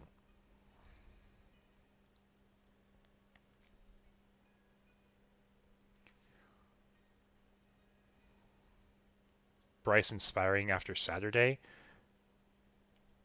You have to remind me, please. Who's Bryce? I have a lot of people here. I know them by their Discord tags, not by their first names as much. Like, obviously, Michael is Michael, because, like, he uses it across everything.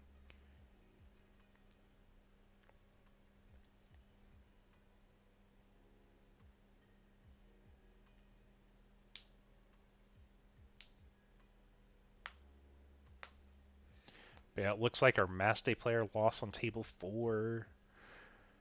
Um, hey, how we doing? How we doing, Bakun? Nice to see you join the stream tonight. Just finished 2 games in round 2. We watched Imperial versus Red Hybrid, then we watched Imperial versus Demon Lords. I said Demon Lords this time, not Dark Masters. I promise, guys. I do know my cards sometimes.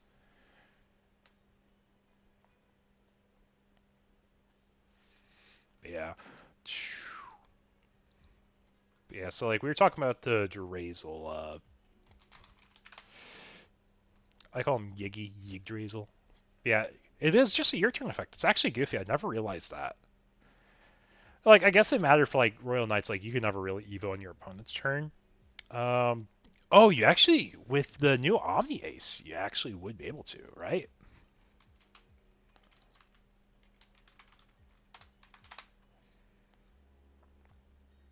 I got merge here to get Japan cards. Yeah, so you can actually blast DNA on your opponent's turn. That's actually goofy. I never thought about that interaction. Because, like, honestly, this is a really good card for Royal Knights. Like, just being able to slam it, you get, like, double removal. If you DNA, I guess, right? Oh, you have to DNA to actually get the double removal. You still get the delete 1 Digimon on play. Because it's dot then, which isn't a requirement of DNA Digivolving. But also, you're just a blocker that's 15k. That's also pretty relevant. Because, you know, like, Shadow's random, like, Demon Lords in Japan right now. Is this one.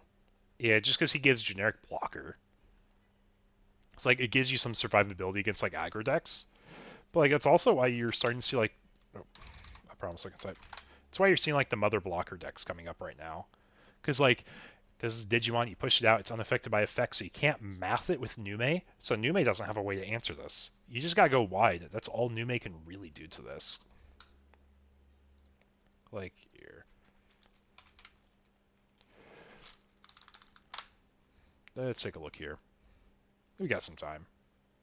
Got some time. Let me make sure I have my chat up just in case I get pinged on anything. Uh,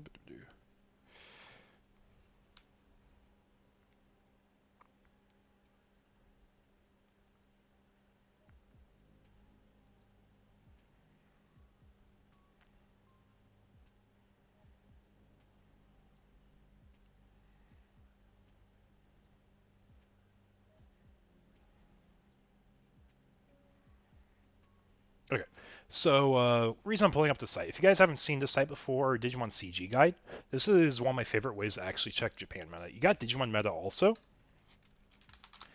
The big difference I really like for this site is the fact that you see the Twitter posts go with it right away. I'm not sure. Anyways, I guess that's another reason not to like it for now, right? But all my webcam locals, I do submit deck lists to Digimon Meta and to Eggman events. So at the conclusion of this event, you'll probably see all these decks on Eggman's site. I always have the BT12 one bookmarked here. But if you guys don't know, this is a really great site for keeping up with the NA meta. So we're able to see like the regional that happened over this weekend. See, Nume is still a strong deck. We see Imperial and Vaccine are still a strong Mirage. We saw Tyrant, Ulforce, and Demon Lords make top though. Oh, sorry, I got distracted. Back to the point I was kind of making here. We're going to search for a winning recipe, but you can see the tweets or the images. Tweets gives you a little bit more sourcing, so if you want to see like maybe some thoughts the players had, they share a bit, but typically it's the stores sharing the posts. So I guess it's like kind of similar. Go black. And I think you probably want to see Mother decks if you go under black. Oh no, it's Nume. Nume is the first thing we'll see here. It's like nothing crazy there. Or that's exciting for people. Is this alpha? Oh, it's the SOC pile decks. This is another deck that we see coming up. We actually see it starting next, I believe, too, because we get the Dex lines. And Dex lines basically say when you die, Digivolve from trash so you don't. I also have a video for that on YouTube if you guys haven't seen those playstyles. But, like, this is, like, what we're talking about. Like, we're talking about the black hybrid decks that use Mother and Shoto. And the reason these decks are even as successful as they are is because when you go into your hybrids, all the tamers you run are Mind Link tamers, which means at the end of your opponent's turn, you're going to spit them out, and you'll have your tamers still, so you can go into the next body and stack. And then you run your strong aces in the level 5 slot, or level 6 slots. I guess you do have the Cyberdramon ace. I didn't even think about that. I got a hybrid deck there. We still got our black hybrid blockers. Looks like we have a Gaio top-in, so we have a bit more closing. It's actually really important to notice. In Japan, if you are playing a control deck, if you do not finish your game in 30 minutes, it is a double loss. So both you and your opponent lose that game. So that's probably why we're seeing like a little bit more aggression in the top end with the Gaios. That would make sense to me. Let's see. Oh, we actually have a Gigimon in this build, guys. That's hilarious. What can Gigimon cheat out? Gigimon's math is like play cost of 10, so your aces can all be cheated out from GG effect. You can cheat out 2 of these aces here because it's black. Cheat out Edamon with Gigimon. Because he goes over black or green. For anyone who doesn't know, Gigimon's actually a really cool card that has lots of great long-term potential, like if we ever get a good deck for it. You reveal top 3, then you can play a tamer card among them without paying the costs, place the rest top or bottom, and then it's win attacking effect. For each green or black tamer you have in play, you reveal a card from top of your deck. Then play any number of green or black Digimon whose play costs add up to 10 total. So, with the introduction of aces, level 5 aces are really easy to play off of this, along with your select other level 4s. But this is like one of the cards I was talking about like earlier. Really cool application for Imperial is you can cheat out the Imperial ace. I guess you can cheat out the Paladin ace even. That's hilarious because he is green. But I was thinking of the promo one here, and he can spit out a body or a tamer also on play. It's like he has a little bit more application in the GG deck, and then if you cheat out the Imperial here, you can DNA into Examon. When you go into Examon, you have a lot more closing pressure because you get your free restand still, right? Yeah, all turns, once per turn, you get a restand. So you have that goofy closer. Anyways, I'm kind of ranting about Gigimon here. But it's really cool to see, like, at least some unique takes on how, like, the top-end's played for these Mother Shoto decks. This one's probably coming up because it's part of a Team 3v3. But yeah. Let's take a look. Where are we in our webcam locals? Got about a minute left of regular time here. And we've got 2 tables still, it looks like. Okay, guys, I'm going to be right back. I'm going to run to the restroom. So I will see y'all shortly. I'll leave this up for y'all, though. So close my mic. Can you guys hear me? Cool. Okay.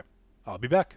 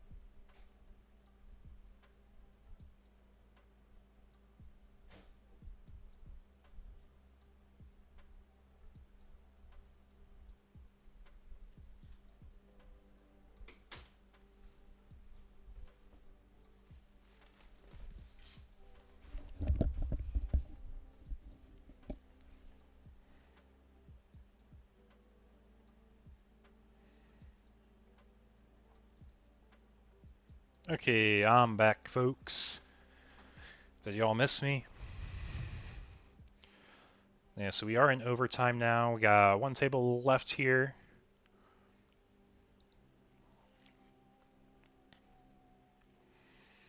But anyone joining the stream tonight, welcome, welcome. So we're either playing 5 rounds or until 1 undefeated. 5 rounds is going to be the cutoff for as long as we run, just because we have time commitments that we have to respect for, first of all, our staff tonight, and also for anyone playing. As much as I would love to do 6 rounds, I can't always push it that late.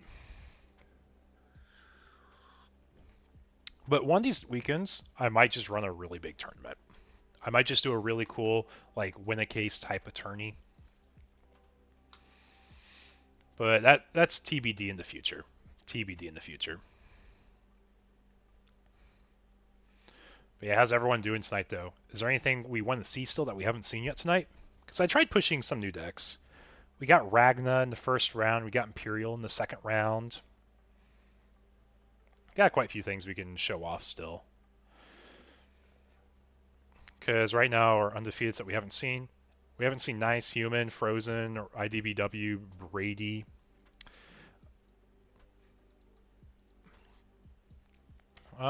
Yeah, we haven't seen Frozen or IDBW. We can go table 1. We just saw Red Hybrid, so we're probably not going to watch him again, just to give it a break so we get different people on stream. And I don't think we've seen Brady or Nice either. Anyways, with that being said, guys, I'll be right back with the game.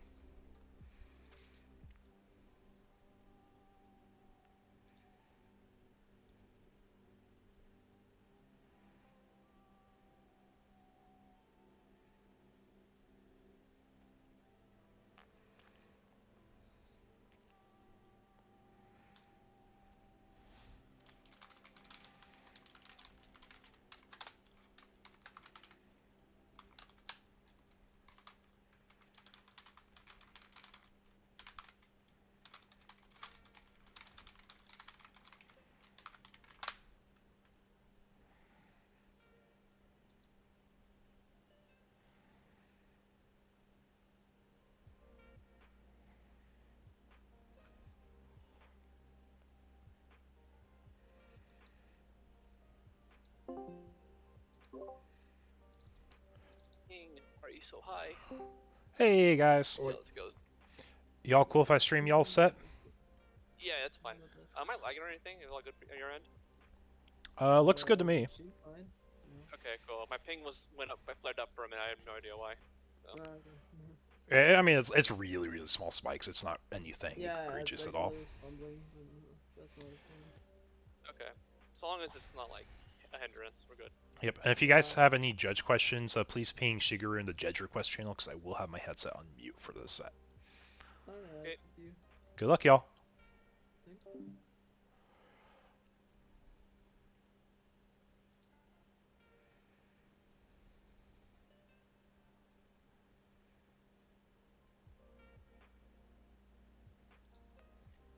And we're back, guys. We got a next game up. So I wasn't sure. I went back in the stream to look. Omni Ace doesn't work in Royal Knights. Is it because of colors? Because we were talking about it being your turn effect versus opponent turn effects. Because if you blast DNA, you're able to do that on your opponent's turn, which gets through Yggdrasil. Unless there's something else I missed and just didn't read the card, I will admit that. I am a TCG player at heart still, so I might miss something on occasion. But yeah, like, you can't do it on your turn. Let's see. Take a look at what our decks are here. Because I actually just kind of went in here blind with y'all.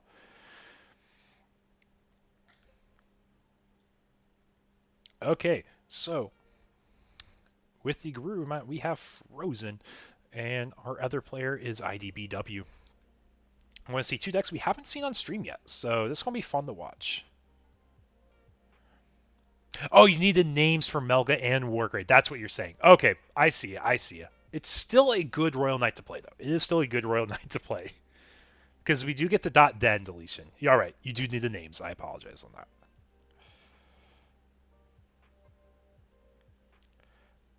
What up here?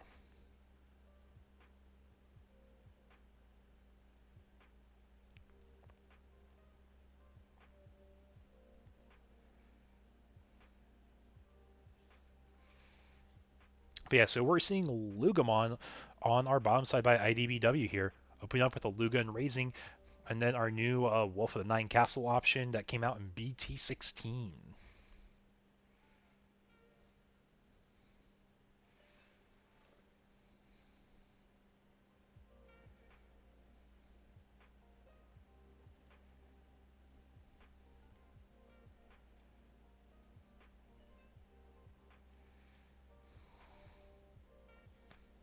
But okay, I see what you see though. Yep, and then we got Frozen up here with a Pillowmon. Can mean one of two things here, guys. Or technically three, because we do have a Vixie egg, depending on what angle we want to look at. But I'm not going to bait y'all into thinking Sakuya, because Vixie is the Sakuya egg, and Pillowmon is good, but realistically, we're probably not doing that tonight. Especially for table 1 going 2-0 so far. Double purple cards stood up. And with that being said, guys, we have a TaxCon versus Luga matchup. So we start with our Tyrannomon. We want to grab that Luga, and we're going to leave our opponent at 1 memory here. So our goal is to do a traditional OTK stack. And thanks to Defender Lugamon not ending turn until our opponent has 3 or more memory, we do have a little bit more flexibility against the Tax Tamers.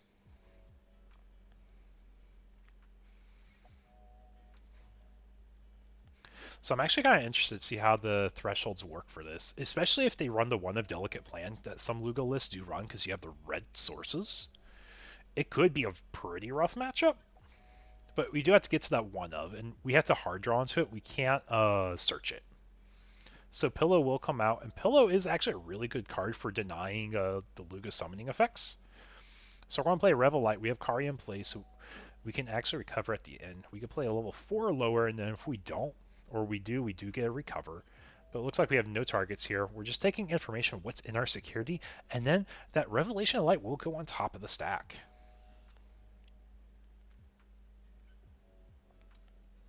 Yep, Kari is in play, so we get that. And we do get the draw for Viximon here too. Actually, a really cool way to encourage you to play your options and not force them into swinging.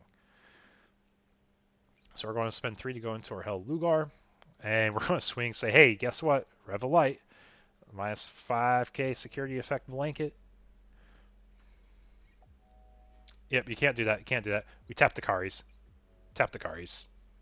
But we do get the end of turn effect of the Lugar mod still. And we're probably going to be popping that pillow. We need pretty minimal. Return a card, trash a card. Yep. Pillow is gone. We still progressed and made good progress. We got rid of that Revel Light, which is a really big deal. Because now we can spit out our level 4s and level 3s and keep them alive when we start doing our effects with Lugamon or Defenry line.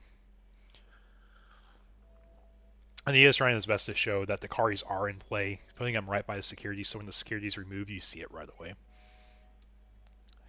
And we said, you know what, we're just going to play Digimon Emperor, so you can't raise your rookies without paying a price now. That's actually kind of funny to be taxing the TaxCon player. He said, you know what, man, I'm just going to get my setup done again. I know my information for what's in here. I want to recover that Revelite. Nothing's removed, so we don't get to tap the purple Karis to try choking and extending our turn. So they are able to do like a double search. And thanks to our Karis, that card does go on top of security. We draw a card. And I imagine we're probably going to see... Oh, we're actually just going for a Tyranno here.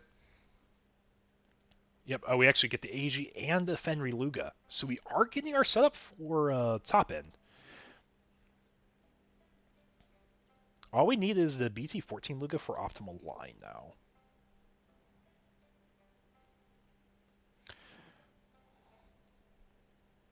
I'm curious if we're keeping the Luga and raising so we have a response to the Floodgate rookies.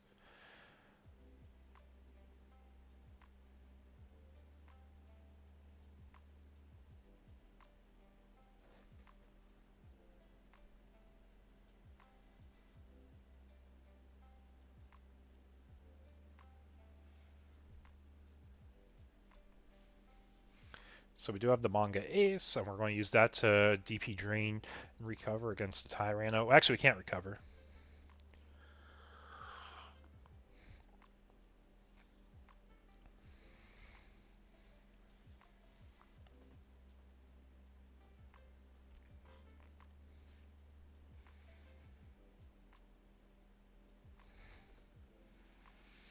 So do we hide in raising or do we push out here?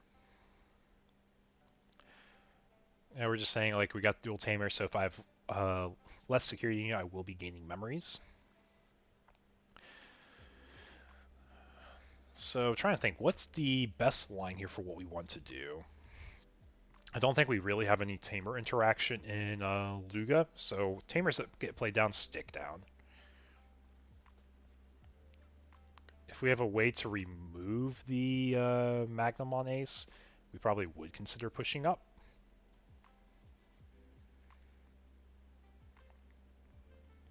But we might just use this to wind up.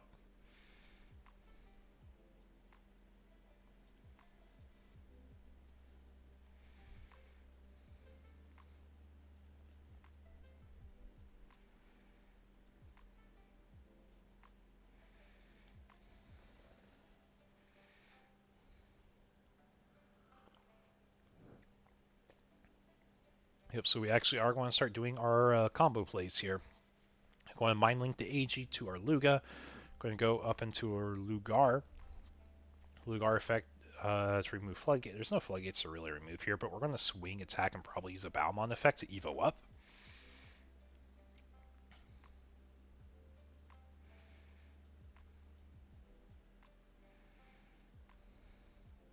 Yep, so we're going to pitch a card, draw a card, Evo the Lugar. Draw for Evo. And because we are attack, our opponent does get the ace window here. And we'll go into Serafi Ace from EX6. Let's see. Oh.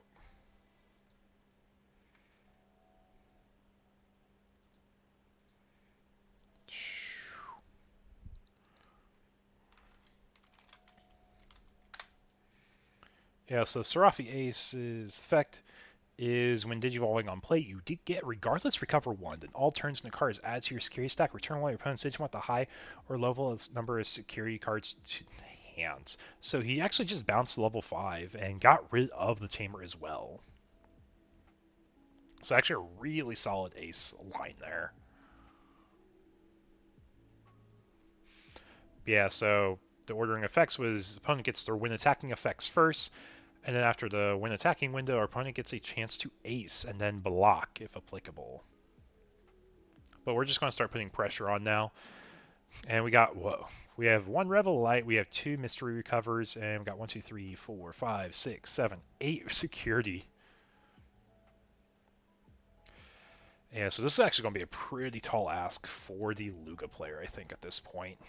I think if I'm playing a best of 3, unless I know I have a really good out, it's going to be really hard for me to want to play this set and say, let's just go next game. 8 security is a lot, but he seems pretty confident he's going to be able to play around it. So let's see what we get. We get the Luga, add to our hand.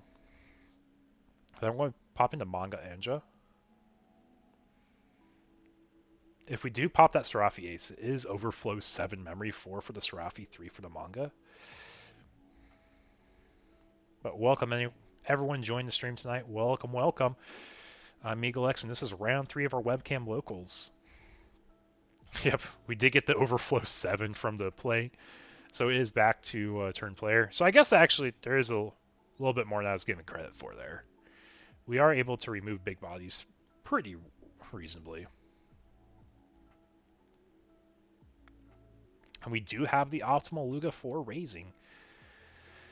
I think there's a chance we're going to see training and another training or a boost of some sort.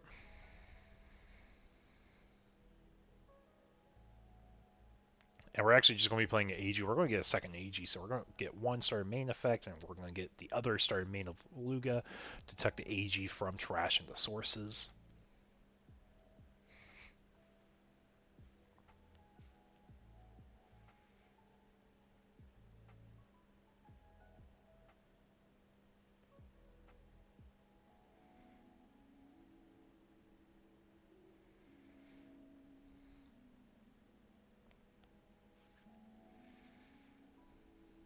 So we're going to set up another dual tamer here.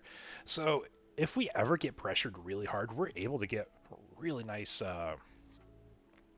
memory advantage, and with that, we're able to really set up our board and get our defenses up.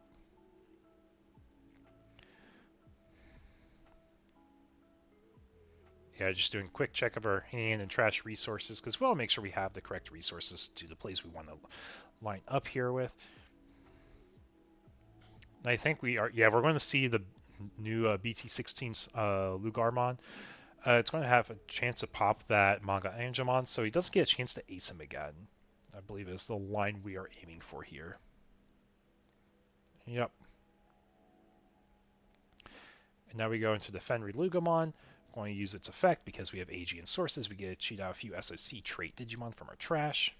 A little lag here. Apologies on that, folks, but everything is within view still.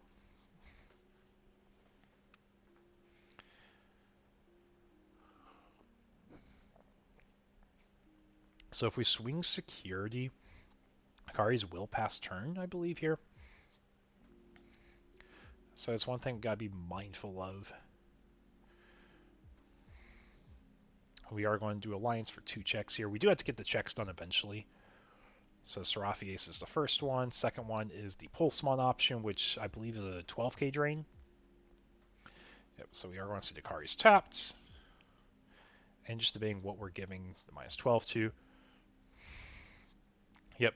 And Alliance only gives DP for the attack. So, you are able to kill the stack there unless there's another DP buff I'm missing somewhere.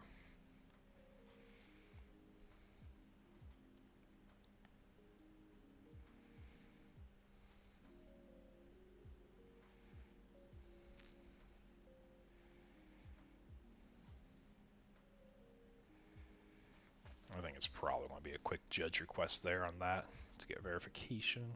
Or no, actually, yeah, players agree that. But yeah, honestly, you have to get those checks done eventually. So our opponent is down to 6 security again, and we have 3 bodies on board. I think the only really good answer off the rip I can think of is obviously you could do a manga play, but manga Anjuman Ace isn't enough here. We can Hell Scythe the body, and we can play a Magna. Yeah, so we're still tempoing positive, but there's two bodies on board we didn't answer here.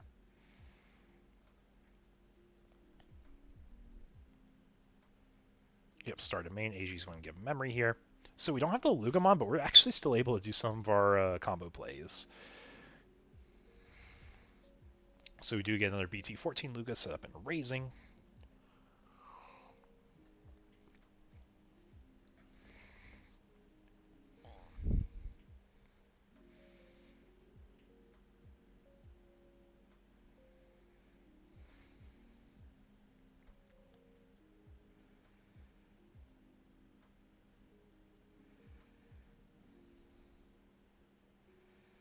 Yep, we're going to say we don't need search anymore in our hand. Let's go ahead and remove the body. We don't want to be vulnerable to another Serafi Ace.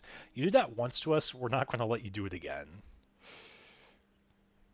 Yep, make sure we pay the memory for our Digivolution here still. You'll see the Tamer Mind linked. And we do check into a Death X here. Debating if we want to tap the two Karis. We won't get the TK Kari dual Tamer memory effects because we are not behind on security as our opponent has 4. And they have 6 security still. But we will take the turn pass.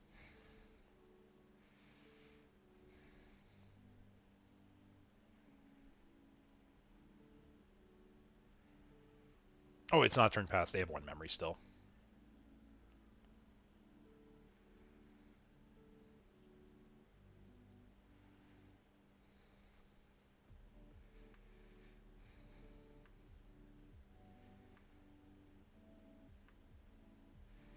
Yep, and there's that Rev of Light that we knew they stacked. Because we are back down to 5 security. And it has a Chaos Degrade on the next check here. Going to put that Fenrir Luga at the bottom of the security there. And we do lose that AG again.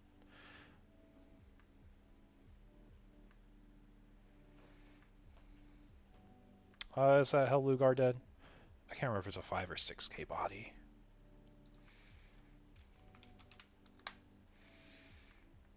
Oh, it is actually 6k, so he is alive with 1k DP. Okay, that's nice. It's the SOC Tyranno that has lower DP. But it's going to get Hell Scythe, we're going to get Magna Angemon. But, like, honestly, we don't mind losing the AG as much, just because the Lugamon does bring it back real easily. Like, relatively easily. But our players are doing a good job of maintaining memory management here in board states. Yeah, it's really interesting seeing how we're going to pilot through this matchup. I actually really enjoy it. Because, like, you are traditionally an OTK deck with Luca, and you do have to just swing into security hoping you don't check too many options at times. But with all the trash recursion, you got a lot. Yeah, there is a good chance they will deck out too. But that's, like, also why he's pitching, like, his draw cards. Like his Tyrannomon that got pitched, the Analog Boy got pitched. Like, if they run the one of, like, ADP, I can see this being a lot better of a matchup. I don't think there's a way to respond to 2 level 5s on board. I think that is rough. It's like, if you get Serafi aced again, you're going to get Serafi aced, right?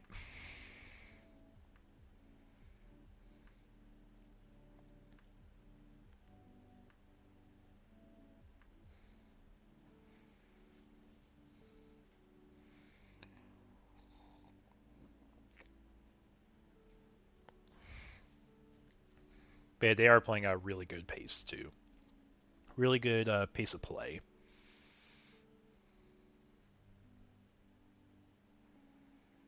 And we're just walking through, hey, this is why I'm at 2 memory. Started at 4, we spent the 2 on the Lugar, we cracked the training, went for 1 into Hell Lugar. But yeah, the fact that it has Trash Recursion is really good for the matchup, but you're right. Deck out is a very real possibility. Until we get the Paladin Ace, deck outs are going to be pretty frequent still in these type of matchups.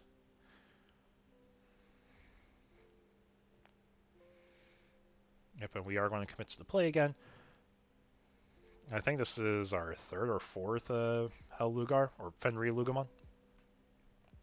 So if we don't win with this stack, it might be time to go to next game.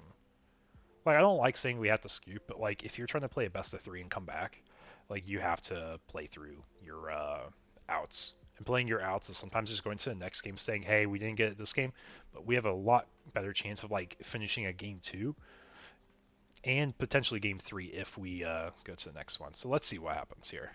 Queen Alliance, 2 checks.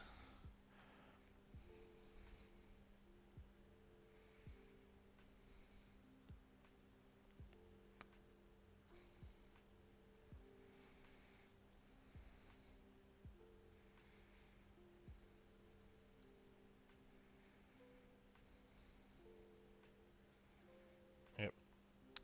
And it looks like we're not acing. Yep, we got memory from our inherits.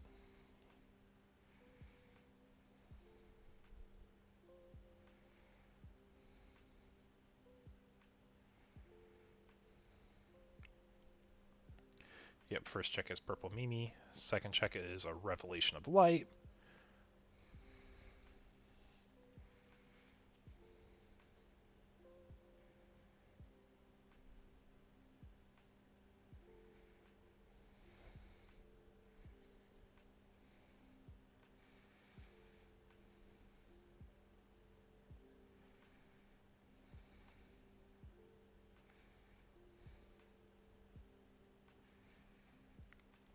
I feel like ADP or multiple Dynabes are needed for this comeback.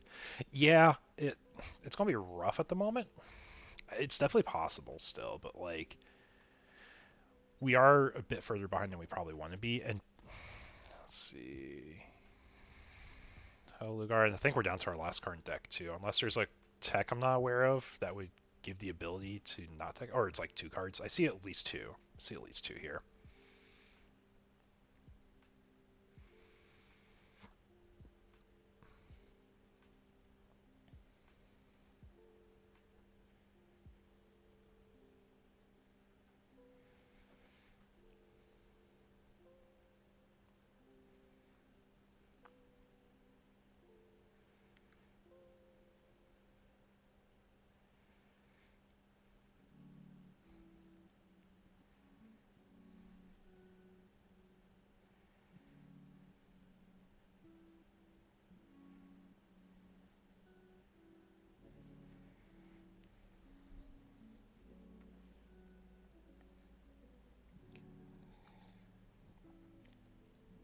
No, that is the Fixer Kari from BT16, I believe it is. I actually really like that for like an anti-Mirage tech.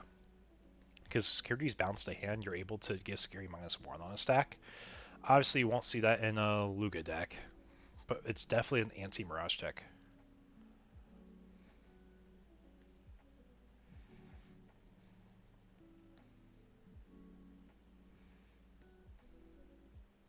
Yep, and we are going to tap the 2 Karis here, and we will force turn pass, and then 2 Dual Tamers will proc if.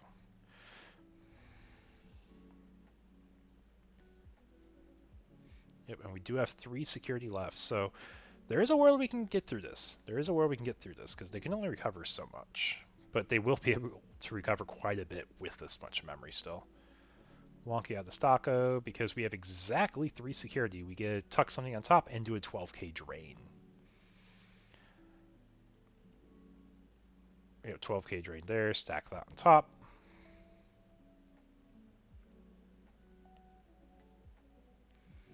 We will tap Mimi because we did cast an option there.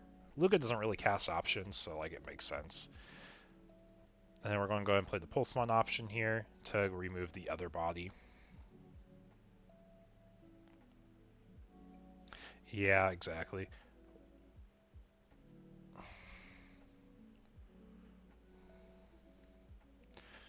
And I think this is where, yeah, you're just going to be playing on board.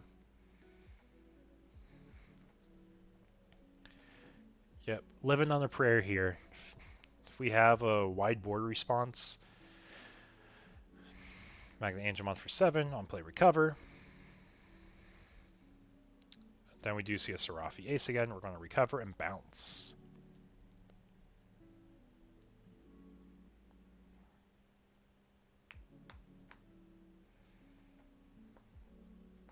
Okay, guys, here's the final windup.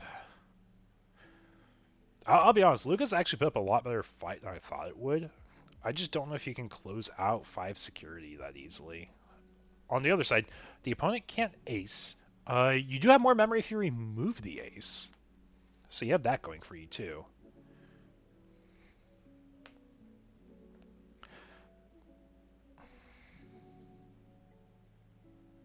Making the action of, yep, I'd be drawing here, but I can't. Crack training going to our next level 5. Well, next and probably last level 5 here.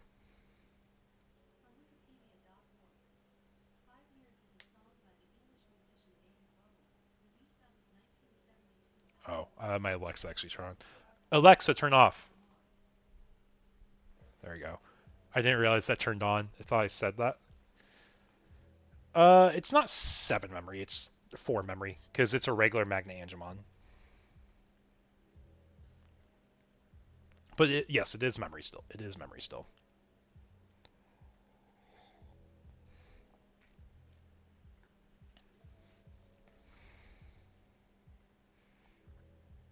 But yeah, the cards we have in hand are very limited here, so... I do see the Fenrir in hand. It looks like our last one.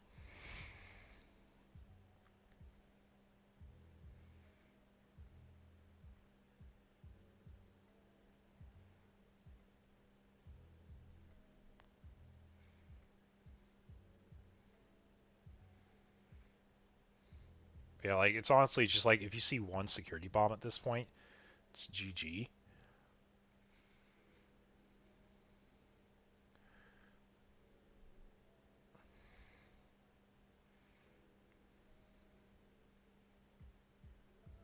Yep, and there we are. Exactly at 3 security is another long key.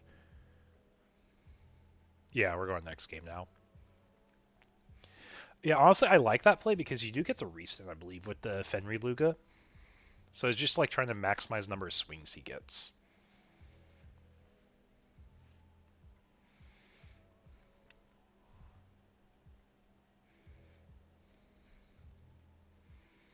And we still have 18 minutes left, so it's possible to play for a tie still.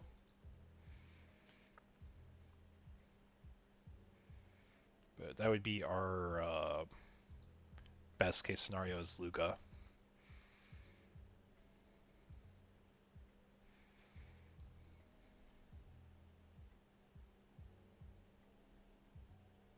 Okay, so let me drop some players real quick.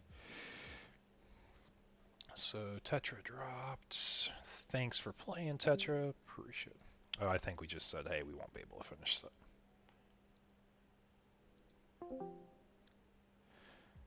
Okay, let me go ahead. Get this. I got him. And he requested a drop. Both these players have been dropped.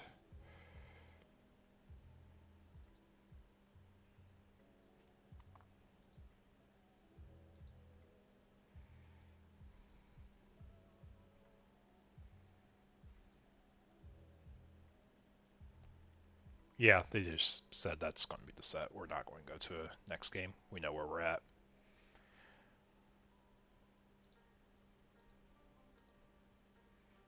Okay. I'm not going to use this to take a break, guys. I will be back. We've got about 10 minutes left in round. I don't think we'll really get a good set here. So I will see you all shortly when we get to round 4.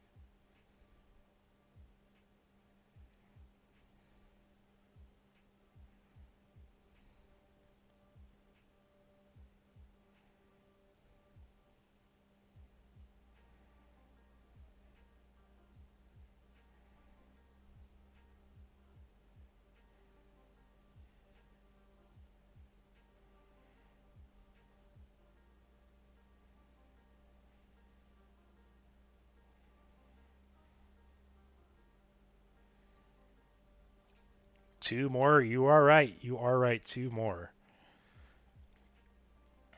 Here, let me address this. Another drop request. Let me get that process.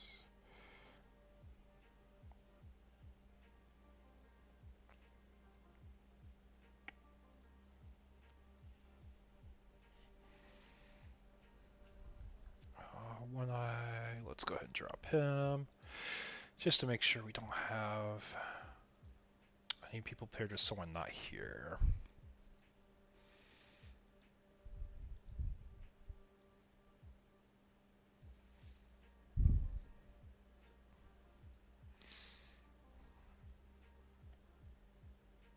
Here, actually, I can put this on for y'all.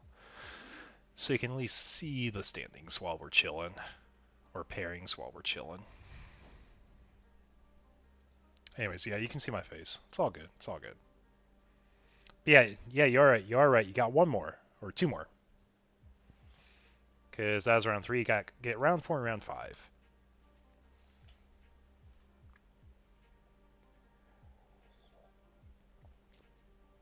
And you guys are... If you guys notice, I am drinking coffee. It is like 9 o'clock.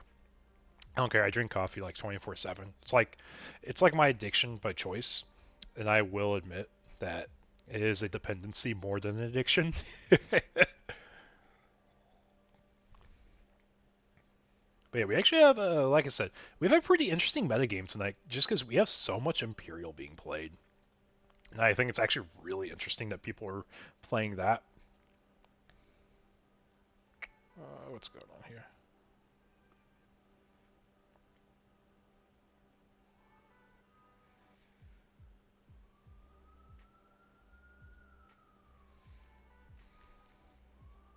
Okay, so let me go ahead and get these folks taken care of.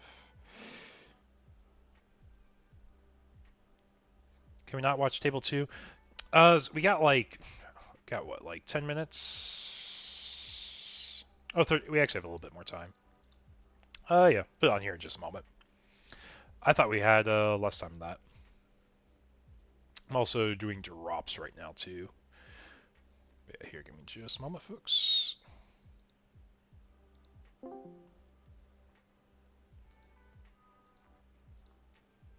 I promise I sometimes read.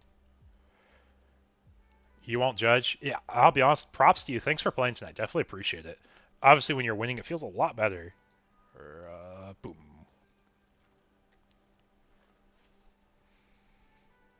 Oh, looks like we actually have a Mass Day. Mass Day versus Luga. That's a pretty cool matchup. But I hope you enjoy your experience here, the Eagle's Nest Webcam Locals. We try to have a fun tourney, a really welcoming environment. Okay, so got this one sent, and I have another drop request, so I'll be doing that here in just a moment, too.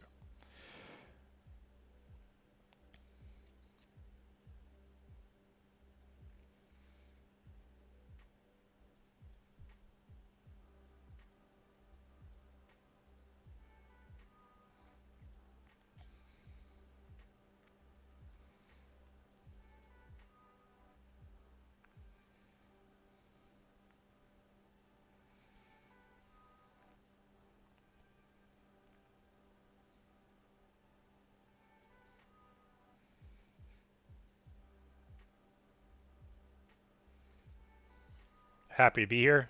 I love to hear that. I love to hear that. You know, I have 48 player caps. I hope I do hit that one night, because I think that would be awesome to have. Yeah, and I wish we had at least a little bit more time where the folks got their deck list in a little bit sooner. But I'm trying to do my best to run a large tourney as efficiently as possible.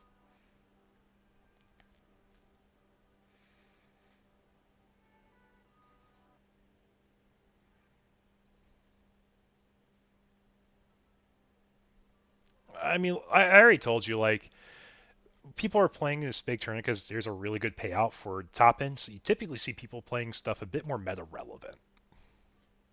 So I don't think it's really that big deal at the end of the day. Like, if you're playing a meta deck, you're playing a meta deck, man. Like, no one's going to give you slack about it. Or at least I won't. I mean, like, it's a tournament. Everyone knows what's allowed coming into it.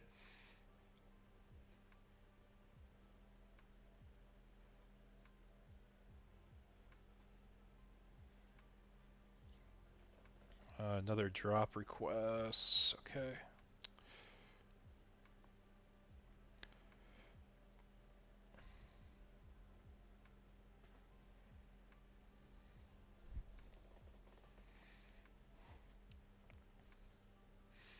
Yeah, so Luga versus Maste. One thing we have to keep in mind is Maste does have an all turns effect to pop a Digimon whose level is equal to a Digimon that's played by effects. So if we check into his word defeat, we can actually pop level 7 or lower.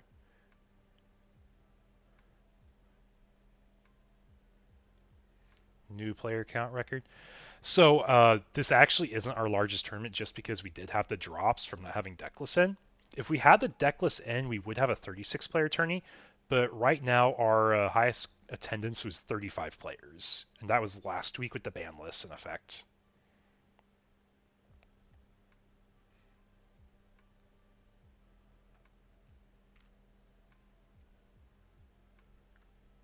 But it's still a really good turnout, and I'm super happy about it. But I'll just do my best to try to give as many reminders as I can next time to make sure folks get stuff in time.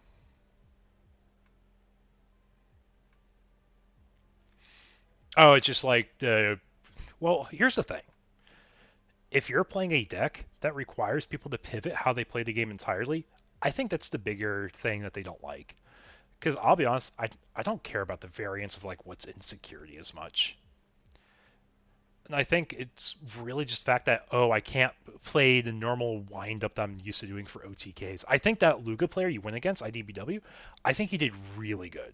He did really well with recurring his resources. He kept key cards where he needed them. He tried to play around your aces every time he could, which I thought he did a really good job of. I mean, I'll be real. I don't hate Zwart defeat as much as I used to, especially if you run the new Demi Mera egg that says pitch level 6 or higher, I think is, or level 5 or higher, draw 2. I really like it with that. Like, that's one of the only reasons I think some of the higher level cards have any relevance. Yeah, I know. It is the good old BT8 days, right?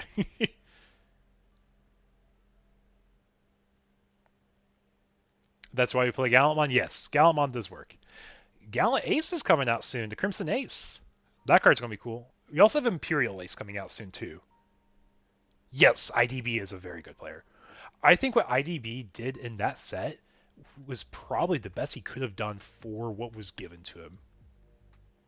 I did mention that, like, I think once you got to 8 security, I probably would have considered scooping, but I didn't respect how much you actually can answer with that deck. Like, you could actually get a lot of. You can get enough value where it can do all the checks. And that's one thing I just personally didn't respect enough for what the matchup was.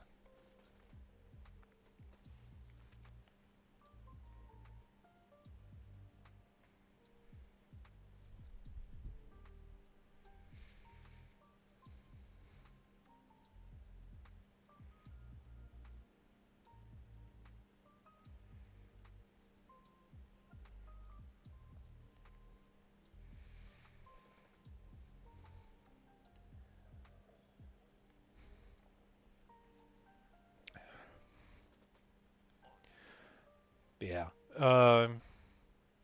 But with that being said, or not that being said, but just talking in general to y'all. So right now, something I'm doing with the channel, for anyone who's been around for a moment, well, we don't get Mega Ace. Yeah. Yeah, you do get that. To be fair, you do get that. To be fair. Uh, but right now, something I'm emphasizing for my webcam locals is the Battle Pass, and I think a lot of players have received it very well. Next season, I've actually started putting thoughts together for how I want to kind of structure next season. Luca can always kill you. Yeah, it can. I started learning that. But next season, I will have a free version of the Battle Pass still, but it's going to be structured a bit differently. Rather than fighting for yourself, I'm going to be introducing some really cool Liberator themes behind it.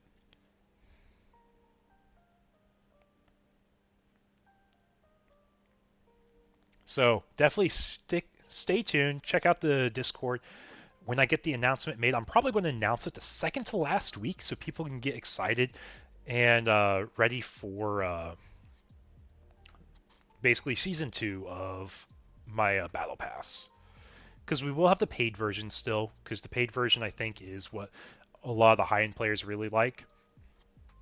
But I think the free pass is going to be really good for community building. So for everyone here in chat, what is y'all's favorite Liberator line so far? Are you Team Shoe, Team Bird? Do you like the Ghostmon Tamer and Girl? Because I think that's a pretty cool one. But yeah, it looks like we finished our set here. So let me hop back over here. There, you get my face. You get my face and I'll zoom up. You see the mess in my room because I just did laundry.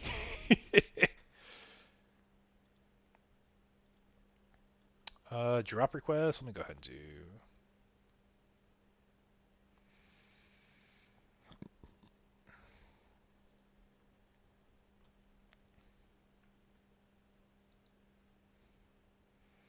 So we have a few more drops we gotta do still here.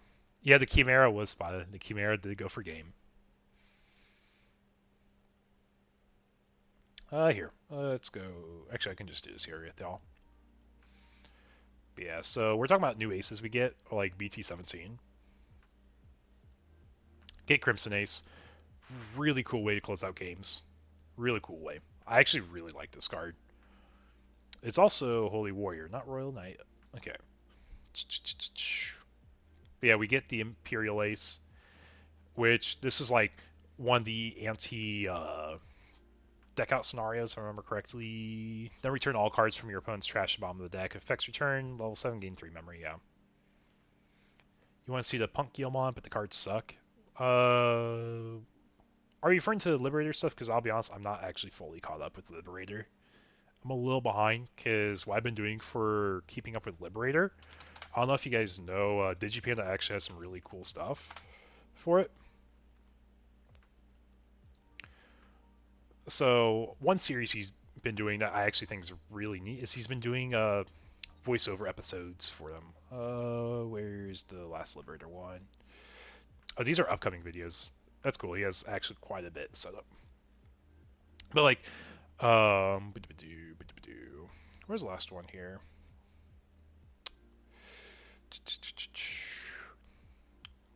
Does he have a playlist for it? Essay topics, meta reports, shorts, Liberators, webcomic read, right here. He actually goes over all the episodes and does voiceovers, and I actually think they're really well done. And it has animations with it too, so it gets really exciting to like just kind of listen through, so you don't have to like read the book yourself or the webcomic yourself. So if you guys haven't checked him out, go ahead and check out Digipan. Give him a sub. He's a really cool guy. He puts a lot of work into all his videos, and I think it's not loved as much as it really should be for the amount of work he puts into it all.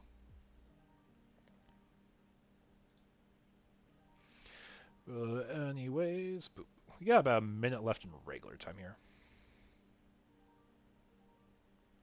You haven't been reading Liberator at all. The Emon line that looks like the Guilmon line with Punk. Gotcha.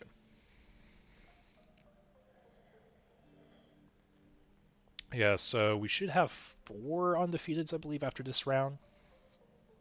Right? Or 1, 2, 3, 4. Yeah, we'll have 4 undefeateds after this round. Because we have an odd number of people, so we actually could have next one, I believe.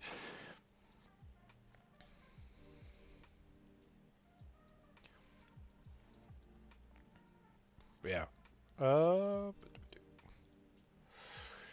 Yeah, I think they still need a report table too. We got about 50 seconds before we go into overtime here. Oh yeah, so we're just kind of browsing here for Digimon meta stuff. Or a CG guide. If we look at upcoming formats though, Nume is still relevant. I have a friend over in Japan right now, and his team won the 3v3 most recently. That was just held as 96 player cap, which is 32 teams. And his team did win the event. But in the main event, you saw Nume win it all. And honestly, I think Nume's pretty much at a point where it has all its tools it's going to get. Like, you have different aces you can run. You do see the Kokua floodgates pop up because there's lots of Digimon that ignore Digivolution requirements coming up. You got the hybrid warps. I had it all listed out at one point, but I know the hybrid warps is a big one. For the life of me, I cannot think of cards. But yeah, it matters coming up though. But you have the True Ace. That's the most recent edition. I don't think you really get much else for Nume. You just swap out the rookie floodgates, like we mentioned. Magnamon. These are just going to be two good decks for the long run, and I think they're just going to be the new floor for what we expect for Digimon deck power level to be. Because basically, this is your wall defensive deck. This is your floor defensive deck. This is your floor offensive deck. And then you actually have the SOC pile that's actually done pretty well lately. Just because when your stuff would be deleted, you evo up anyways. Like I said, I have footage of this in case you guys haven't seen yet. Feel free to give that a watch. It's on my YouTube channel. Just commentary over the Gao event that happened. And basically, your whole gimmick is you're evoing up your line as your guy would be deleted. You have collisions, so you can force your opponent to block. When you force them to block, you're going to be deleted, hypothetically. So instead of doing that, you just evo up as like pseudo protection. And then you have really cool in-game board states where you're just swinging back and forth. Over here, tied for 4th place, you do have the black blocker deck that we were talking about earlier. You run Shotos to give your mother's blocker, and that's a really good way to slow down Nume. Quartzmon is starting to be a closer in that deck as well, because you do have to finish the game still. I mentioned earlier in Japan, if you don't finish your game in the 30 minutes, it's a double loss for both you and your opponent, so you do have to have a way to close out. That is super important to have. See, we are in overtime right now. Okay, so I will be back soon, folks. So hang in there. We'll have round 4 in the game streaming shortly.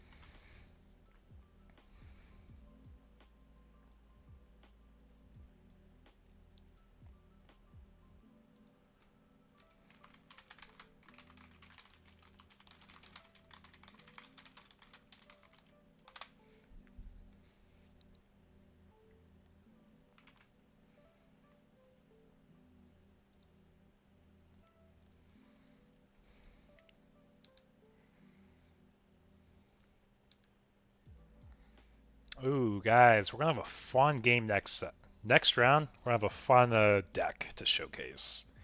I know I showcased it last time I streamed, but I think it's gonna be a lot more interesting to watch this time around.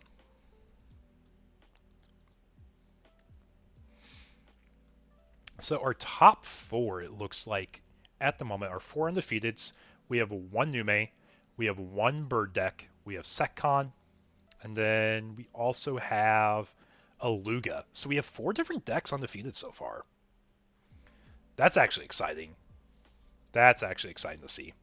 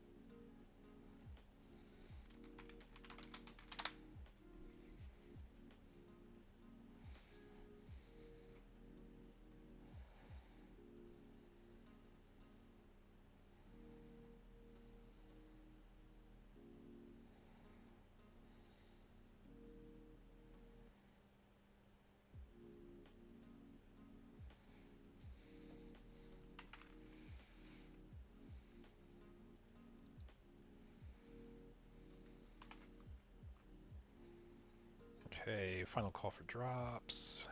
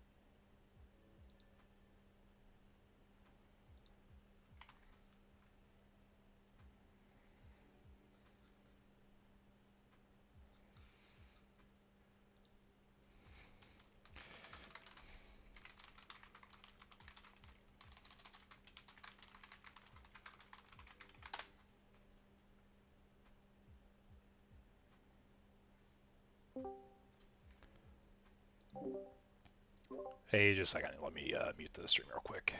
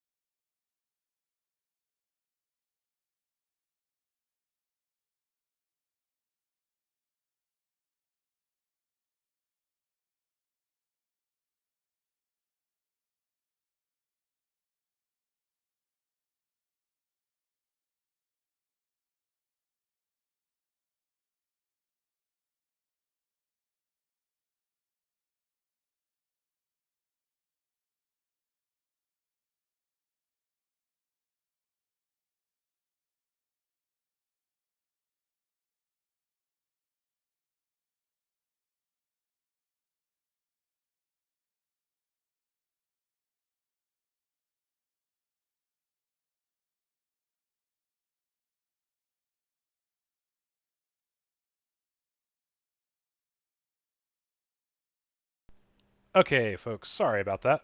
We are back. Oh, we are back now. Sorry about that, folks.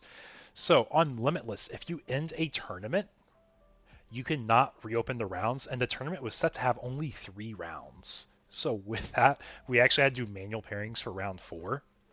It's a little scuffed, but we are able to get the tournament going again still.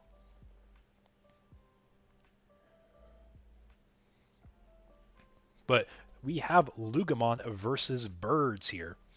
On the top screen, we have Hyomin playing Birds, and on the bottom, we got Nice playing Lugamon. So honestly, a very fun and different matchup still. We have one undefeated Bird still. One undefeated Birds.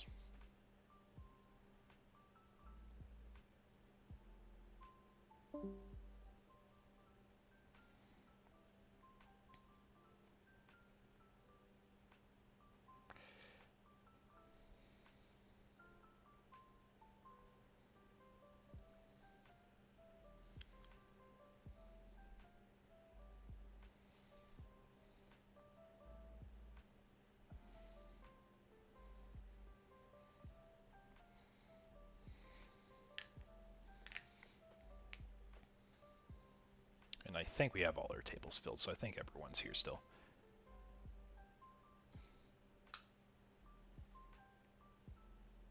Yeah, okay. Yeah, a little scuff, but we got it. We got it working still. We got it working still. A Grand Kuaga Ace and a Luga. Interesting. Interesting.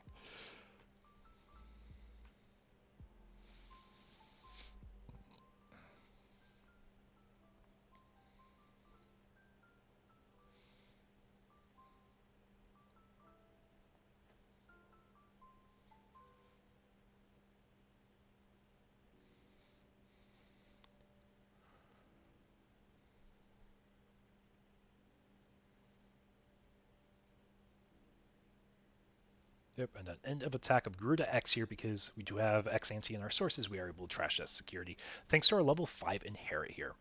So for anyone who doesn't know, Birds is a really cool wind-up deck that has the gimmick of at the end of the attack, you get to proc all your deletion effects. So you get free Tamers, you get to play a free body, you get to play, or not play, you get to trash security, I believe, are all the ones we have in this stack at least.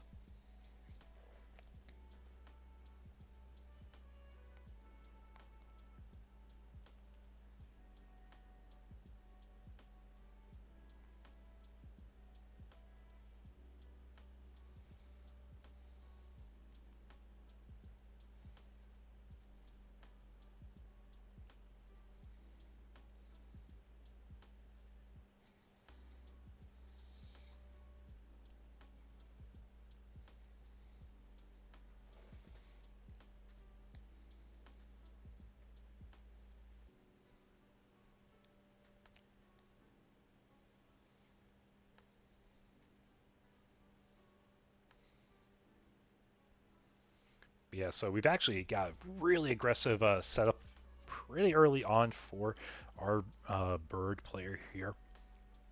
So I think, yeah, we're just going to do our best to use the end of turn effect, the Hell Lugarmon to remove a body.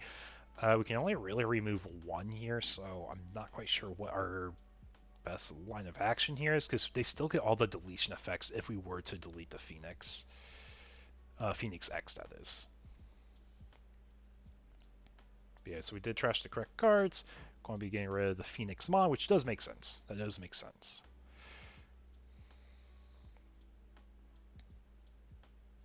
And we are going for a Gravity Crush here. So we have a way to close out game, I imagine. We did run into a Death X here, I do believe. We aren't large enough here, so we get a Resolve Protoform first, because that is an interruptive effect when this Digimon would leave play. So we are recurring the level 4. Protoform gets recovered on top security. Now we get to resolve some effects. Sadly, we don't have X ante in our sources here. Oh, we actually have a way to prevent leaving from battle. Right. Oh.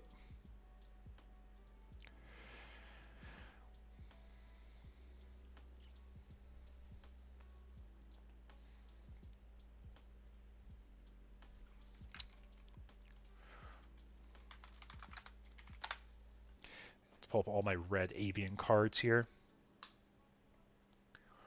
Just so I can have everything as fresh as possible. So I think that was actually a Gruda X, but I think we just said scoop. Let's go next game, man. You got a rookie and raising, got no security left anyways. Let's go ahead and try this next one.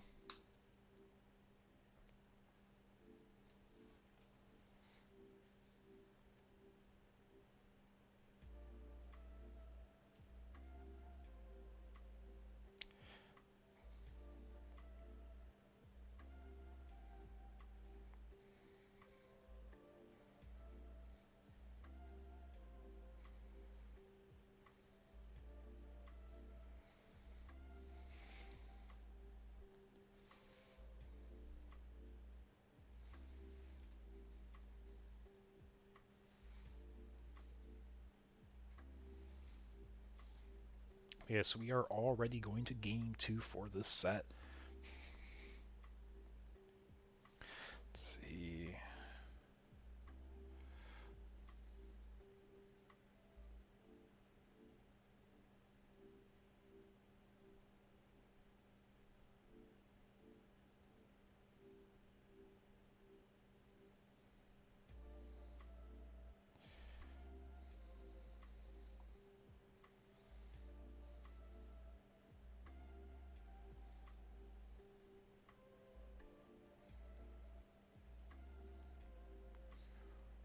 Where is the server? Here it is.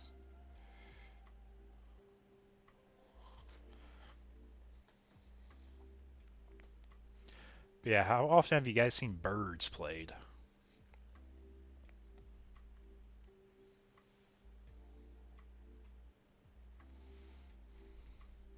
I know birds is a deck we haven't seen too often, but it's really cool when we do see it. So we're going to see Lucas start us out here. Hatch and Bauman. Do we have a rookie in hand? We're going to start with SOC Tyrannomon, reveal top 4, add the SOC to our hand. The rest go to the bottom, then we trash a card from hand. So this is a card that's actually really important for the Oryu line decks next set. Just because it starts setting up your dex lines into the trash. So we are pitching a Chimera here.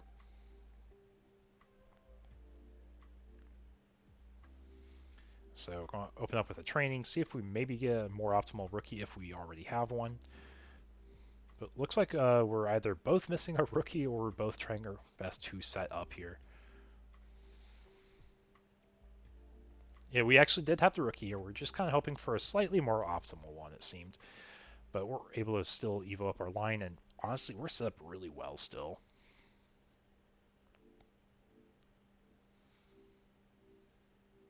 I believe that is the Garuda X in raising here.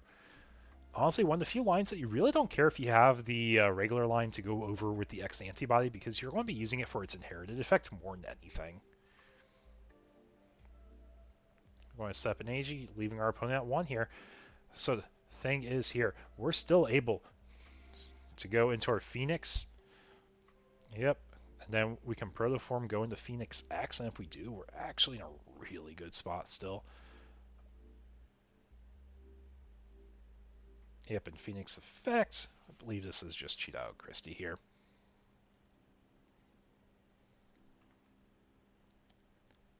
Not that Phoenix. Is this one non-avian?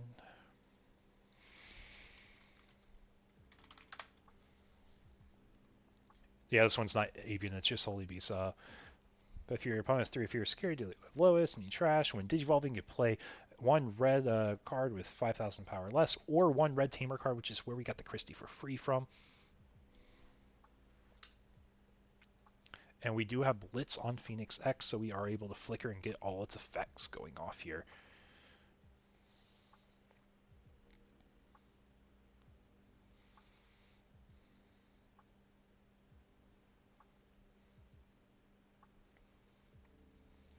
So cleaving down that security super fast, guys.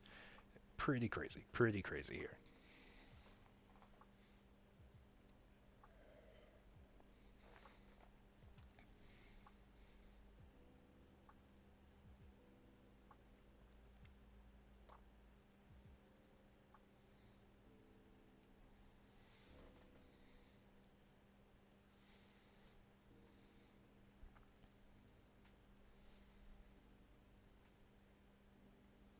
I think we're just simply checking what exactly all the bird cards do, because not everyone knows them exactly. And I'll be honest, I'm not the best with them either, but with all the effects, you are going to be pretty aggressive, especially when you get all your end attack effects.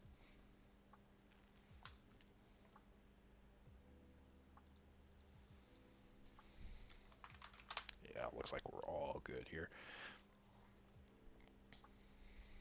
But yeah, not needing protoform because we do have the Phoenix underneath the Phoenix X here to get all of its effects still.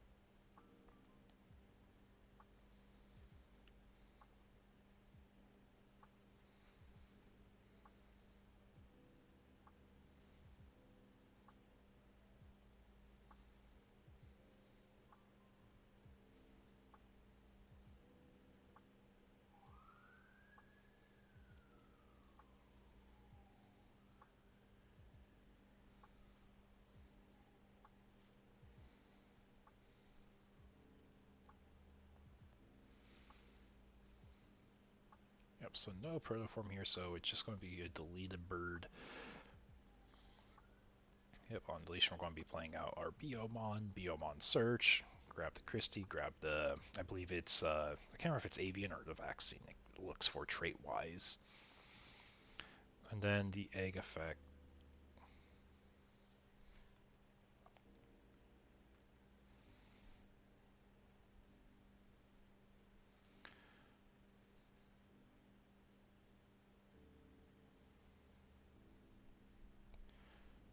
So our opponent does have one security left.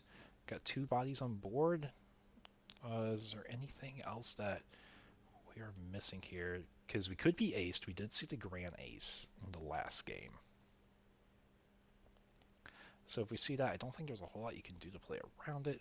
But we do have a Saber Dramon out as well.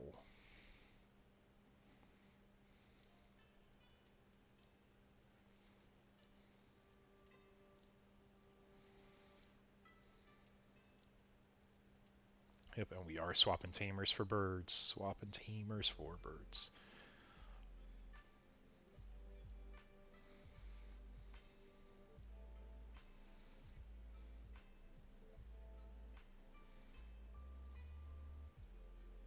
Yeah, and I think we just said, yeah, there's not much we can do here. That's a big board. My ace can maybe handle 2 bodies, but it can't handle 4. Okay, folks, we'll be back.